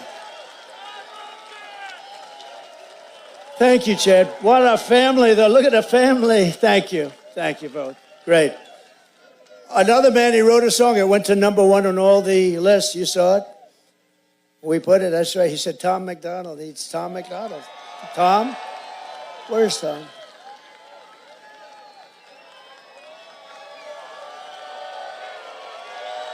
Thank you, Tom. That's a great song, too. I was honored by it. You know, he did the song, and I didn't know Tom as well as others, and now I know him very well, but he did the song, and it went to #1 on every single list. So I appreciate it. And another man who's here, and I thought the movie was great. Dennis Quaid is here with his brother, Randy Quaid.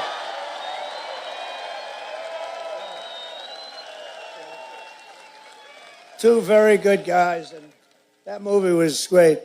Ronald Reagan. Did you like him? Did you like Reagan? You liked him. He liked Reagan. He liked Reagan. I think you have to like him to play him that way. You did a beautiful job. Thank you.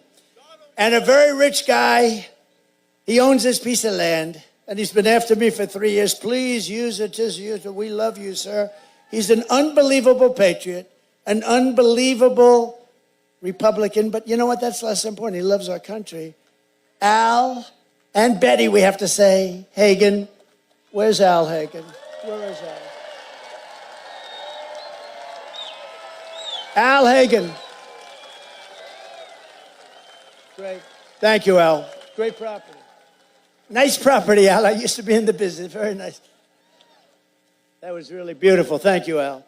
And Steve Hilton is here, who's been on television doing a fantastic job. Where's Steve? Where is Steve? He's around.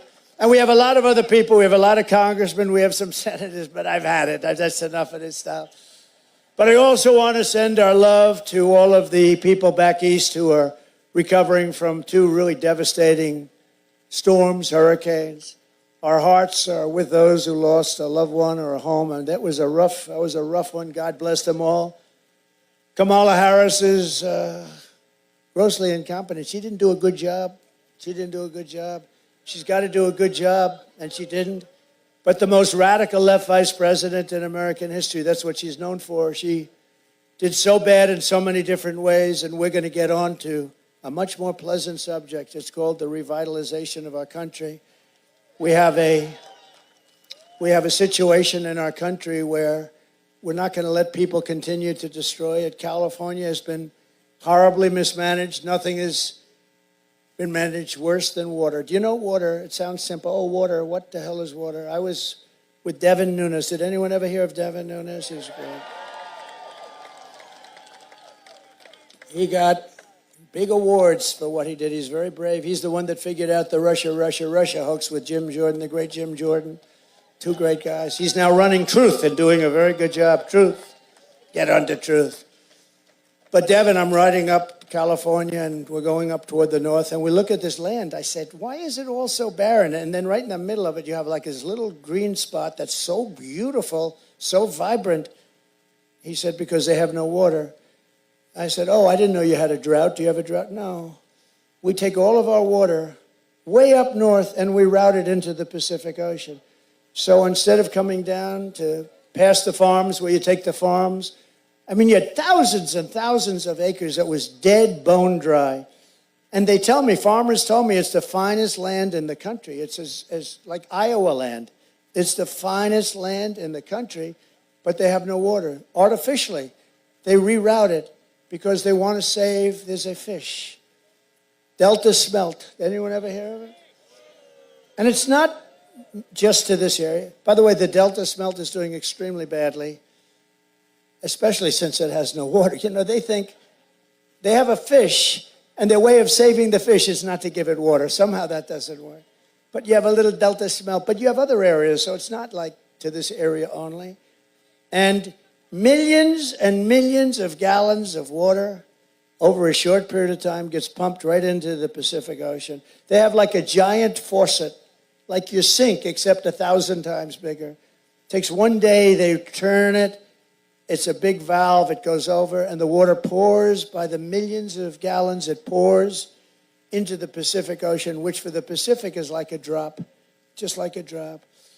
And if we let that if they turned that faucet the way it should be, it's been that way for years. And I went to your governor, and he said, well, the hard part is the federal government. It was actually Department of Commerce. And I got it worked out at Department of Commerce. Within 2 months, everything was done. Then I went to see Gavin Newsom, and I said,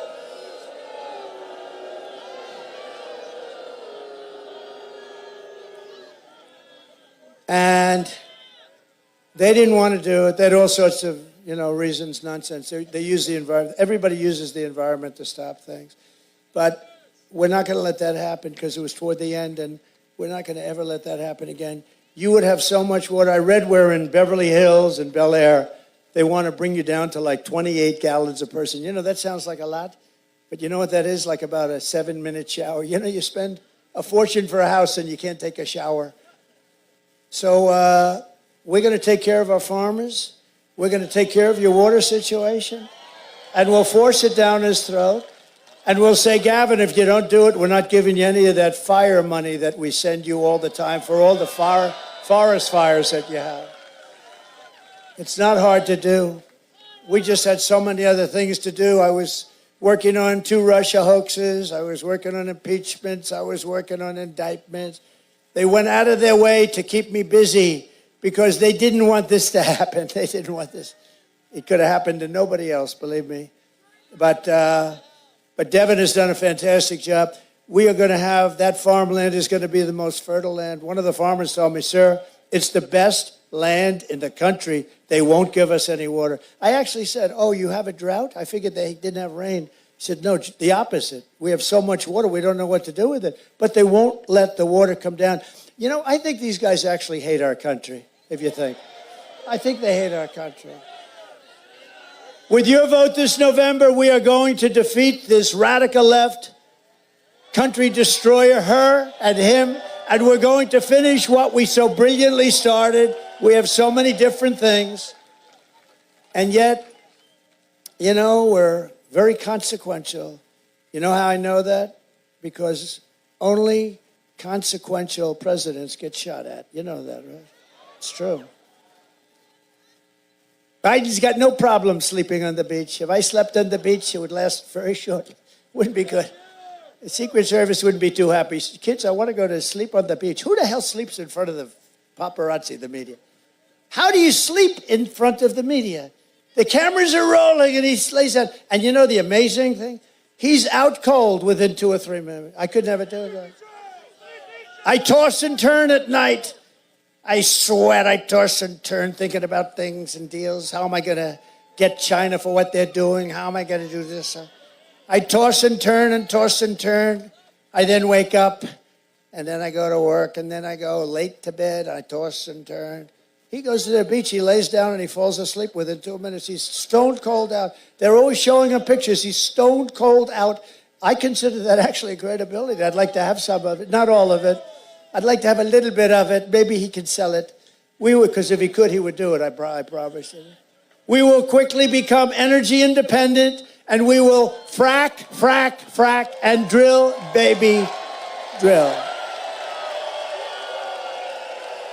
And I will cut your energy prices in half within 12 months. Your energy prices will be cut within 12 months. And remember what I said, California. You're going to have so much water, you're not going to know what the hell to do with it. They're going to call me, remember about winning, when I used to do this about winning? They're going to call me in the White House, and they're going to say, sir, please, please, we have too much water. We're flooding. Please, sir, please, we have too much water. Right now, you don't have any water. Artificial. It's artificial. Sir, please, could we see you? We have far too much water. I will stop outsourcing and turn the U.S. into a manufacturing superpower. And I will end the war in Ukraine, stop the chaos in the Middle East, and I will prevent very definitely World War III. We're very close to World War III. Very, very close. Are they okay back there?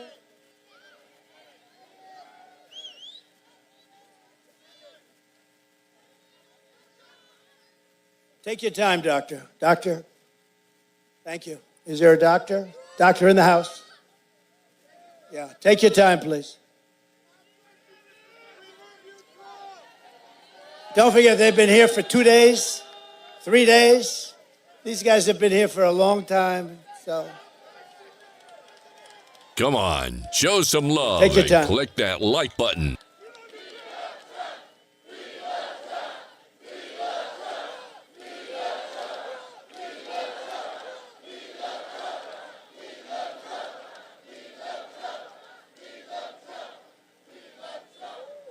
Thank you very much. Great. Thank you, Doctor. Let's give that incredible person a hand.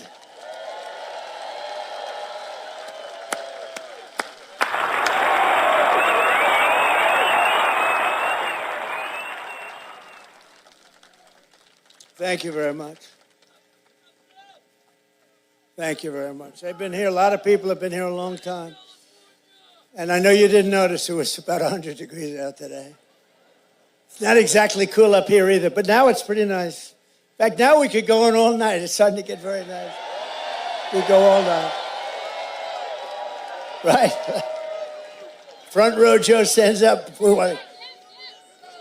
They want to go all night, I'll tell you that. I will crush the violent crime and give our police the support, protection, resources, and the respect that they deserve. They're great people. They're going to end our crime problem very quickly. All we have to do is give them the word. They're ready to go. They don't want to lose their house. They don't want to lose their car. They don't want to lose their job, their pension, what they do to our police. Our police are incredible. They want to do the job. They're not allowed to do the job. When thugs walk into a department store, 400 or 500, they walk out with refrigerators. Can you believe it? With air conditioners. And our police are told to stand back. They're not going to stand back, and we're going to indemnify them against any problems they have federally. We will end all sanctuary cities, and in California, we're going to get rid of your sanctuary city. They're cities to protect criminals. We will strengthen and modernize our military. We will build a missile defense shield, and it'll all be made in the USA, and a lot of it right here in California. And we will not have a woke military. Take a look.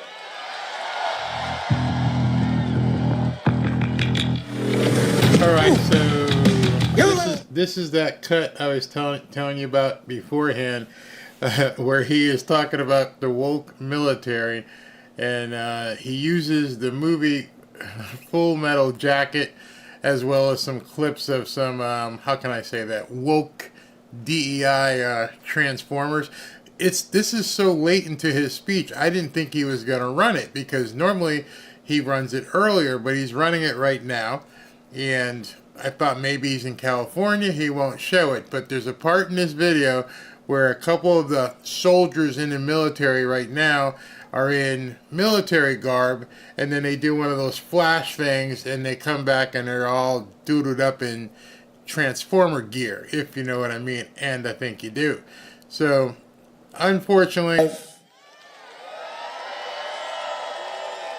everyone will prosper, every family will thrive, and every day will be filled with opportunity and hope.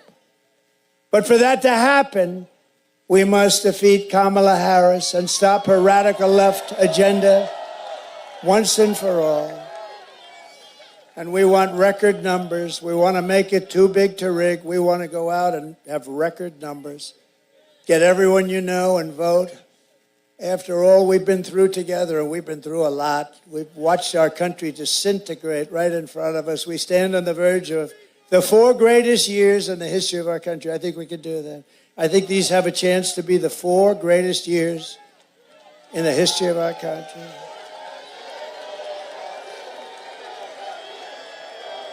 And with your help, from now until Election Day, we will redeem America's promise, and we will take back the nation that we love. November 5th will be the most important day in the history of our country. I believe that. We'll take back our country. And together, we will make America powerful again. We will make America wealthy again. We will make America healthy again. We will make America strong again. We will make America proud again. We will make America safe again. And we will make America great again. Thank you very much, California. Thank you, everybody. God bless you. All right, goes into the music. Undoubtedly in California, he's going to have to bust a move on this stage. You're in California for the first time in front of 100,000 people. We'll get it more. There it is. Bust the moves. Just got to do it. Got to do it. Bust a move to the village people, which are very much at home in California. So that would be the time to dance to that song if you're in California. So Trump looks like he talked for just about 2 hours.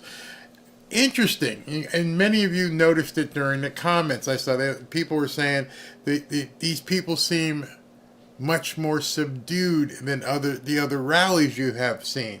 Well, that might be an indication for you. That might be an indication for you that many, many people there were seeing him for the first time. You guys, many of you, have seen rally after rally after rally. You know the inflections. You know when things are going to happen. You know when he's going to go off stage. You know when he's going to play certain videos. But the way those people sounded, it sounded like they were listening. Unlike other rallies, we all know it's going to happen. We know what he's going to say. I took it as these people were listening. They were leaning in because they're in California. They probably haven't seen much about Donald Trump. Imagine that. The news stations probably don't say anything. They probably never cover his rallies. I wonder how much of the RNC they even showed. You know, they probably showed a debate, and then after the debate, they told everybody that Kamala Harris beat him up. And so all they've heard is one side of things.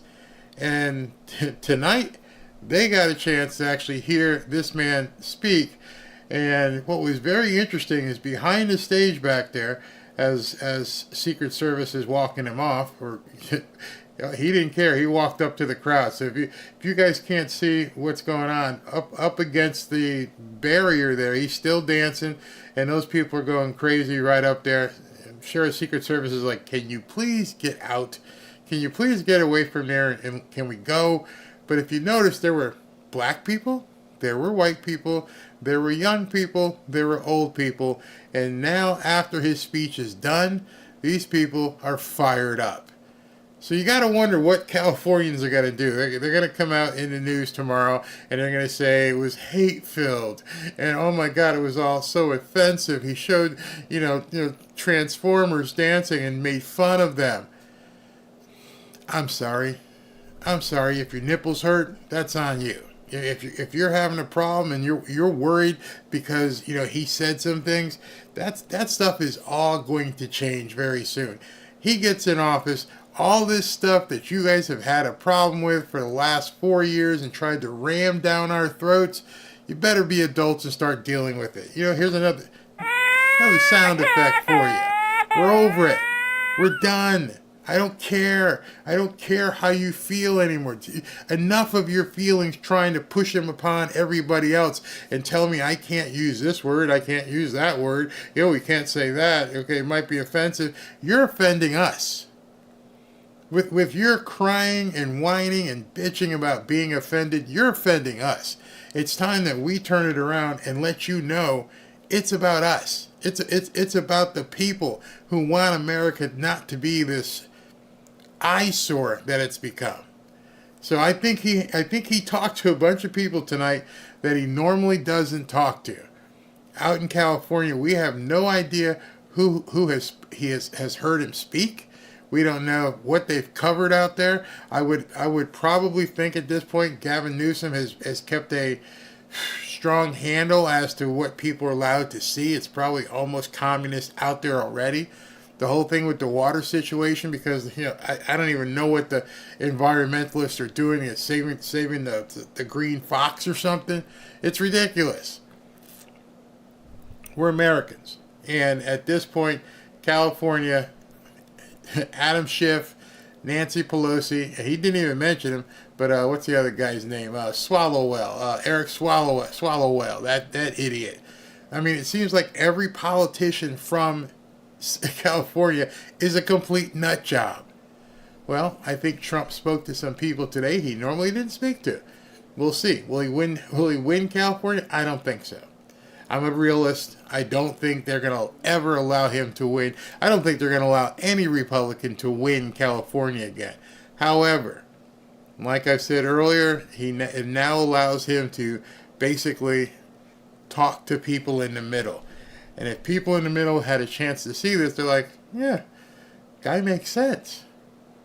The biggest thing he makes sense, I don't care if you have friends that are Transformers. I don't care if you have friends that, swing left or right. The biggest thing is, are you paying too much for groceries? Are you paying more than you paid 4 years ago for gas? How about your rent? How about your mortgage payment? How about your car payment? How about your taxes? If all those things are secondary, third, fourth, way down, and all that matters is, baby removal, if all that matters is being able to put on a dress, even though you stand to pee, if that matters more to you than all those other things, well then guess what? You're already gone. I have to believe that there are so many more Americans who are voting with their pocketbook, and the contrast at this point is very easy to make. And if you're telling me that the mean tweets and the off-color jokes and the swings that he takes at certain people, if that is what you're worried about, then you deserve what you get. That's it.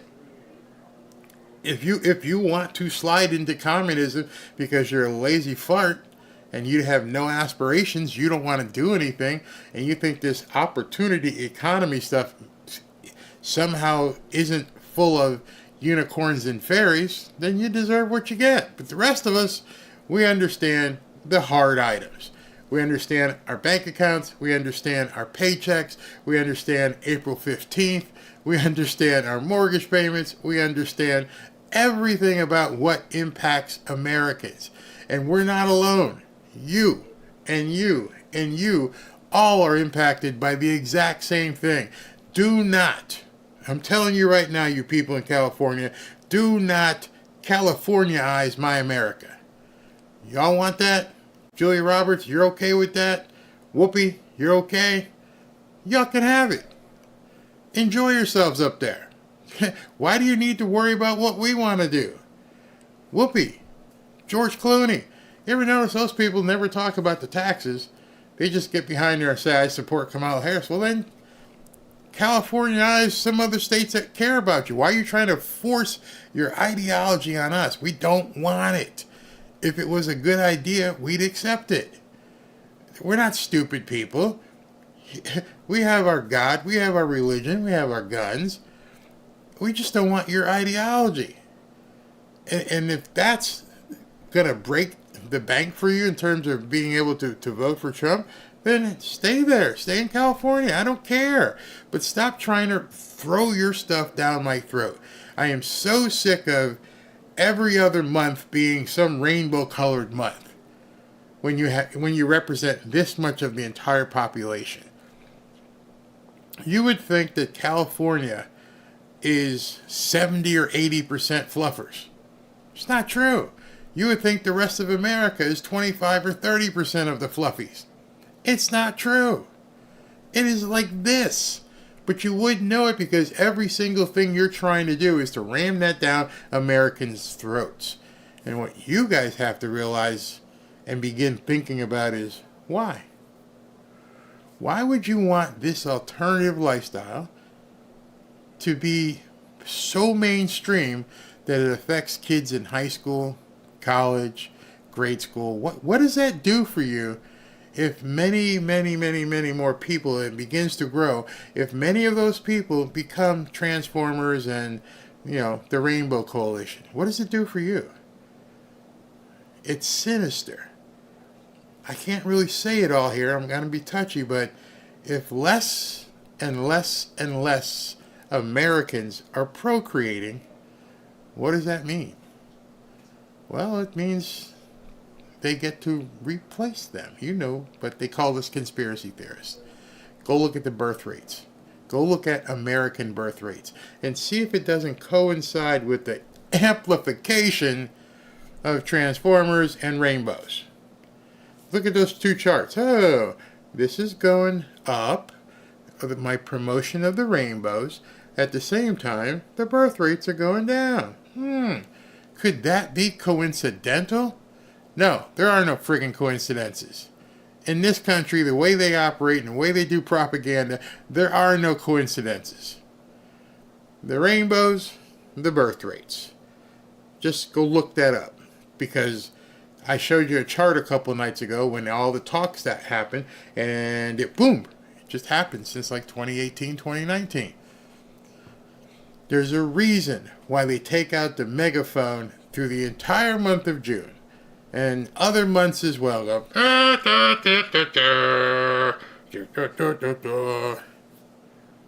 You just have to understand and educate yourself accordingly.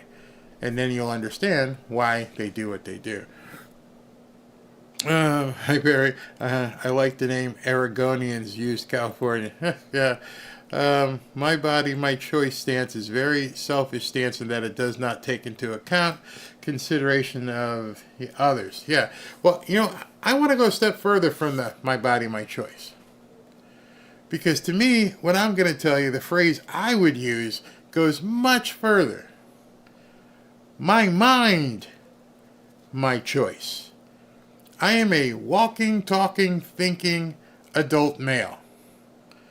I have a brain that functions. My frontal lobe continues to work. I don't need you trying to convince me. I know what I like. I know what I want out of my life. Go live your own. I don't care what you do. Why is it important for you to make me care about what you do? That's wrong. Low birth rate, replace with them. You got it. There you go. The alphabets are there to stop you from procreating. Yes, absolutely. It's a devious plan, and all you have to do is look. And you're like, why would you be pushing this down our throats? Just ask yourself why. It's very simple. Just go. This doesn't make any sense. We're talking about a very minute part of the population, and you would think with every single TV show, every single movie, everything has to be redone. Yeah, okay. Preach it for me, Barry. Well, it's Saturday night, and I got to get up early because we're going to go to church with the whole family because that's what we do on Sunday, and I hope you guys, if you do go to church, have some good messages provided to you. In the interim, let me go ahead and close out this fun-filled Saturday night by acknowledging everybody in the Super Chats because we had a great evening. Thank you all for tuning in, and let me go ahead. Looks like I'm going to be busy tonight. All right, so let me do this. Thank you all. Tomorrow we've got the rally. I think it's at 2:30. I'll post tomorrow. Let's do this. My buddy Knucklehead, but not that Knucklehead Tim Waltz, another Knucklehead. Just FYI, I reject Waltz's claim that he's a knucklehead. He's a long way to go to make it to knucklehead status. I assert he's more of a tard. I love your way with words. Christine Engler, thank you. Have you heard the Pray for Trump Archangel Michael's blessing for 20? Yes, I have. It's amazing. I found it on YouTube. It's very much so. Laddie Yaddy. California Trump ain't scared of the... Yep, he's on top of the food chain. Absolutely. Arizona Guy 1, thank you. Voted for Trump today. I was proud. Early voting. I was happy to do it. Thank you, Barry, for what you're doing here. Thank you for watching. Mike the Plumber, man, it was good to see Rush Limbaugh in your opening. They do have laws on man's body called draft, by the way. There is so much. I don't know if you guys were a big supporter of Rush Limbaugh. I was. And he teaches me so much. To this day, I still watch many of his episodes, especially the ones close to the end, because you could tell he knew he was going to die, and he was just spitting fact. And, there's so much about what he does, how he did it, that you can only hope to be a tenth of a person on a podcast talking the way that man brought it. T. Mallet, Trump is riding on the wings of an angel. He is, indeed. Tommy Ratcliffe, that made me cry for a while, that new song for Trump. Yeah, it did. Nancy Stone, thank you. Bill Ebert, you're killing me. Allison Wonderland, Barry, my go-to news guy and trustworthy commentary, thank you for doing the hard work. So, just so you know, I was doing a nightly news show until like the last 14 days when this man has been ramping it up and doing so much. But I'm going to be going back to a nightly show that includes news in addition to Trump. I mean, it's political, of course, but it's not just all Trump. We cover his rallies, we cover his speeches, and then we're also going to do some regular news type programs. So stay tuned. Sharon, thank you very much. Just another knucklehead again. That news on Waltz. Dem's gonna say, so what? He's one of us. Yeah, but I don't think there's a lot of people out there that are gonna care about it being with kids. Olga, thank you. Who had this Tim news on their October bingo card? I did. Ooh, you thought it was coming? Wow. Heather Munoz up there. That was one of the reasons that got me. I'm like, did he really have a shirt? Did he really have a shirt that said up the yin yang? And if he really did have a shirt that said up the yin yang, did he really wear a shirt that said up the yin yang in public? And if he had a shirt that said up the yin yang and he wore it in public, he actually let somebody take a picture of him wearing a shirt that says up the yin yang? There's not enough face palms for that. Trump needs to do a rally in Fresno. Okay, Ernest, thank you. Danielle Ciro, it's important to make sure we win House and Senate. I've had suspicions for a while that Trump would win, but who certifies the election? They wouldn't dare. After screaming for the last 4 years, oh my God, insurrection, they wouldn't dare. They wouldn't dare. John Parr, maybe Kamala's team will replace Timmy. I think it might end up being Liz Cheney or somebody. They may boot this guy out. But it ain't gonna work. Tony, thank you. Marcus Anderson, as a black man, I'm sick of race car drivers. I got you. Art Akuda, Hillary gonna replace Timmy. Don't do that. Deborah Kirby, thank you. DJ, thank you. Art Akuda, again, Newsom wants your pew-pews. Yeah, don't comply. Screw that mask mandate, too. Ramos, thank you. C-Aid, keep on keeping on. Will do. Ray Smith, hey Barry, thanks for the live in Cali Red. Thank you for tuning in. Art Akudo, turn on the wood chipper. Yeah, if Timmy did the stuff that is being alleged out there, no finer way to go out than to meet the front end of a wood chipper. Suzanne Parks, thank you, Barry. I think God guided me to find you. Thank you. I have my notifications on and take my iPad everywhere so I never miss a broadcast. Thank you very, very much. Gabriel Real Ortiz, thank you. Brian Reeves, thanks for telling me about X. Never would have got on it if not for you. Thanks, Barry, for all you do for us. Yeah. Go look up the stuff about Tim Waltz where you can actually read stuff. Because they probably ain't going to let it live here. They're not going to let it live on Facebook. Oh, Elon Musk going to let it live. Go look it up. Rainy Day Lady, Trump Vance 2024, thank you. Rainy Day Lady twice, Trump Vance 2028 and 32. Willie, thank you. Marcus Anderson again. Cookie poll has never been wrong except in 2020. Makes you wonder. Mr. Mike, Trump is on fire and his campaign speakers are true MAGA patriots. Thank you. Yeah, in case you, I love Wesley Hunt. I think this guy's he's got star all over him. And Rick Grinnell and also Kash Patel spoke as well. JC, thank you. Los Angeles, Craig Barnes, twice, thank you very much. From Europe, 3 times from Craig Barnes.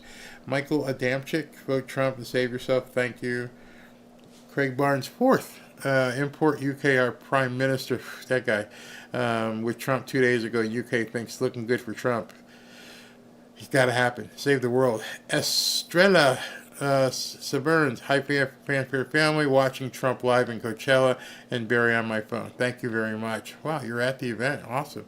Arizona Guy 1, thank you. Heather Munoz, H-Town in the house. Mike D, at New Jersey shall turn red if I can help it. Go for it.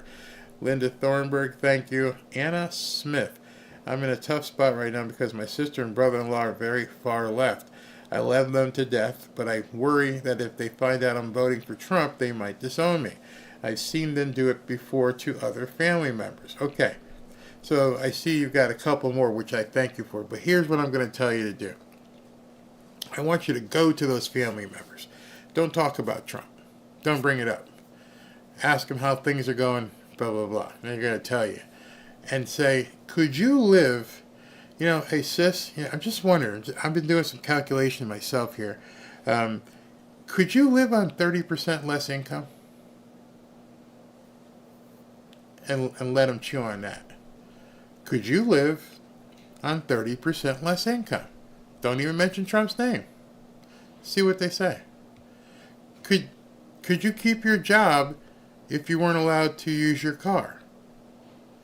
Because, I mean, are you getting ready to buy an electric vehicle? So, I mean, could you keep your job and do what you want to do and live like you want to live without your car? You see, I think a lot of people look at things from a Trump versus Kamala. When if you talk to people about real life issues, they have to listen. And if they don't listen, if they see where you're going, then you realize they don't really care about what they're voting for. They're caring that it's Trump that's running against her. And once you bring that to their attention, then you don't have to push off. You already know they're gone. Like I've said many times, they're a huge part of this population that's never coming back. Never. Tommy Radcliffe, people are finally realizing, yeah, at this point you're going to have to wake up. If you don't, then you might want to start setting up some time with some counselors, because you ain't going to make it. Anna Smith again, I'm a registered Dem, but I've always been undecided until I do my research on the candidates. My biggest fear is that if they cut me off, I won't be able to see my niece and nephew who I've helped take care of since they were newborns. That's their problem. You see, if they're going to cut you off because of how you're going to vote, that's not on you. That's never going to be on you. It doesn't make you a bad person. They're the ones who are taking that action. Maybe they need to identify, and you need to talk with them and say, listen, I'm your family. I'm not doing anything to you. Why would you cut me off and be mad at me when I'm not doing anything to you? You're telling me I shouldn't have my own mind. Start the conversation a different way. Johnny Parker, thank you. Anna Smith again, well, thank you. It's hard to be honest about your vote when it could cost you your family. That's why I'm using an alternative account with a AI-generated image to protect my identity while still sharing my experience. No problem with that. No problem at all with doing that. You know, and if you need some people to talk, there are a lot of people in this chat who have had relatives who were pissed off because they're so-called Trump supporters. You maggots. You maggot. And that's all because they're a product of the media.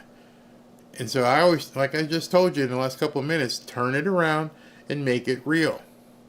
Don't even mention Trump's name. I love asking that question. Hey, how would it feel if you had 30% less income? And sometimes before they have a chance to realize what they've said, they've talked themselves into realizing, oh, I'm being kind of stupid. Yeah, you're being stupid. You're being stupid because that's what she wants to do. How do I know that? She keeps saying it. Especially if they own a house or a business. Hey, wow, man, you started this business like 10 years ago. Yeah, it's really done well. What do you think it's worth? Well, I think, I don't want to sell it, but I think if I were going to sell it, it might be worth like $400,000. And what did you start that business with? Like 50 grand? You got a loan from dad? Yeah. So you started it with 50. And it's worth 400 right now? Yeah. So I'm kind of understanding. Are you in a position right now where you could write a check to the government for like 30 grand? What do you mean? Well, there's this thing called unrealized capital gains. So I don't know if you're prepared to write a check for that. Again, I just made that scenario, and I didn't even mention Trump.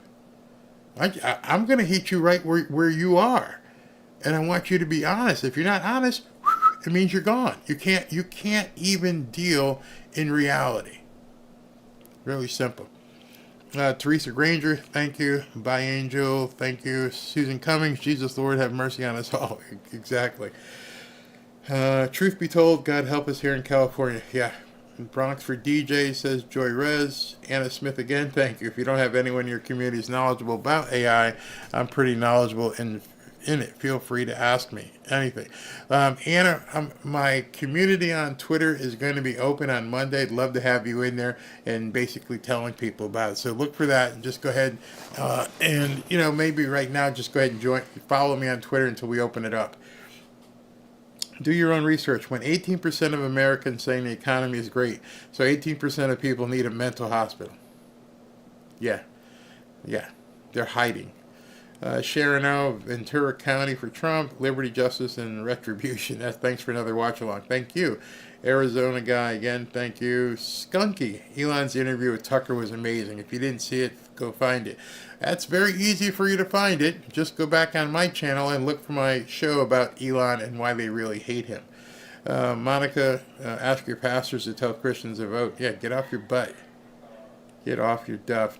Pat Ziegler, thanks, Barry, for all your work you do, along with family and mods. Thank you. Your podcasts are my favorite, and this community is just the greatest. Thank you very, very much. They do work for that, and they work hard to make that happen. As you hear my little granddaughter out there just giggling away. To the Tower, thank you very much. Talk with Tulsi, RFK Jr., and others today. Maha is the key to MAGA being effective. Very well. Rips the Republican, Ripa. Farmers are the backbone of our country. As always, do your own research. Thank you very much. Love your handle name, by the way. People should definitely take that into account. Only we can save our country. No one else. We must keep fighting. Stay the course. Never give up. And stand tall. And to Anna, your family, to the MAGA crowd, don't let anyone talk you down. Yep. And talk to us. Elia, thank you. Albert Dubose, Drill Baby Drill. Connie D. Maids, thank you. Marcus again, Mad Maxine Waters got to go California along with Nancy Botox Pelosi. They must have been freaking out today. Absolutely freaking out. Kathy Gray, how many people were there? Estimates between 50 and 100, which is still bigger than any rally any Democrat has even done in California. Monica, where'd that go? Where'd Monica go? Okay, Monica, California 34%, Trump 2020. That'd be interesting. Jeremiah Kerr, when do we get the X version of Barry Live? Very soon. Nicholas Lamonicus, thank you. Thanks, Barry, for another rally tomorrow. Yep, another rally tomorrow.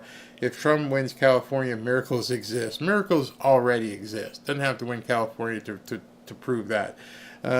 Isaac Stillman, thank you, Barry, for all the work you do to bring people all this good info. And Kevin Bauman, thank you very, very much. All right, guys.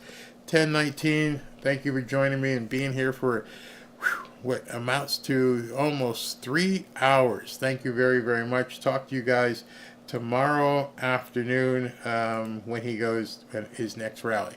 Thank you very much. Have a great Saturday. Get to church tomorrow. Get to church. Thank you very much.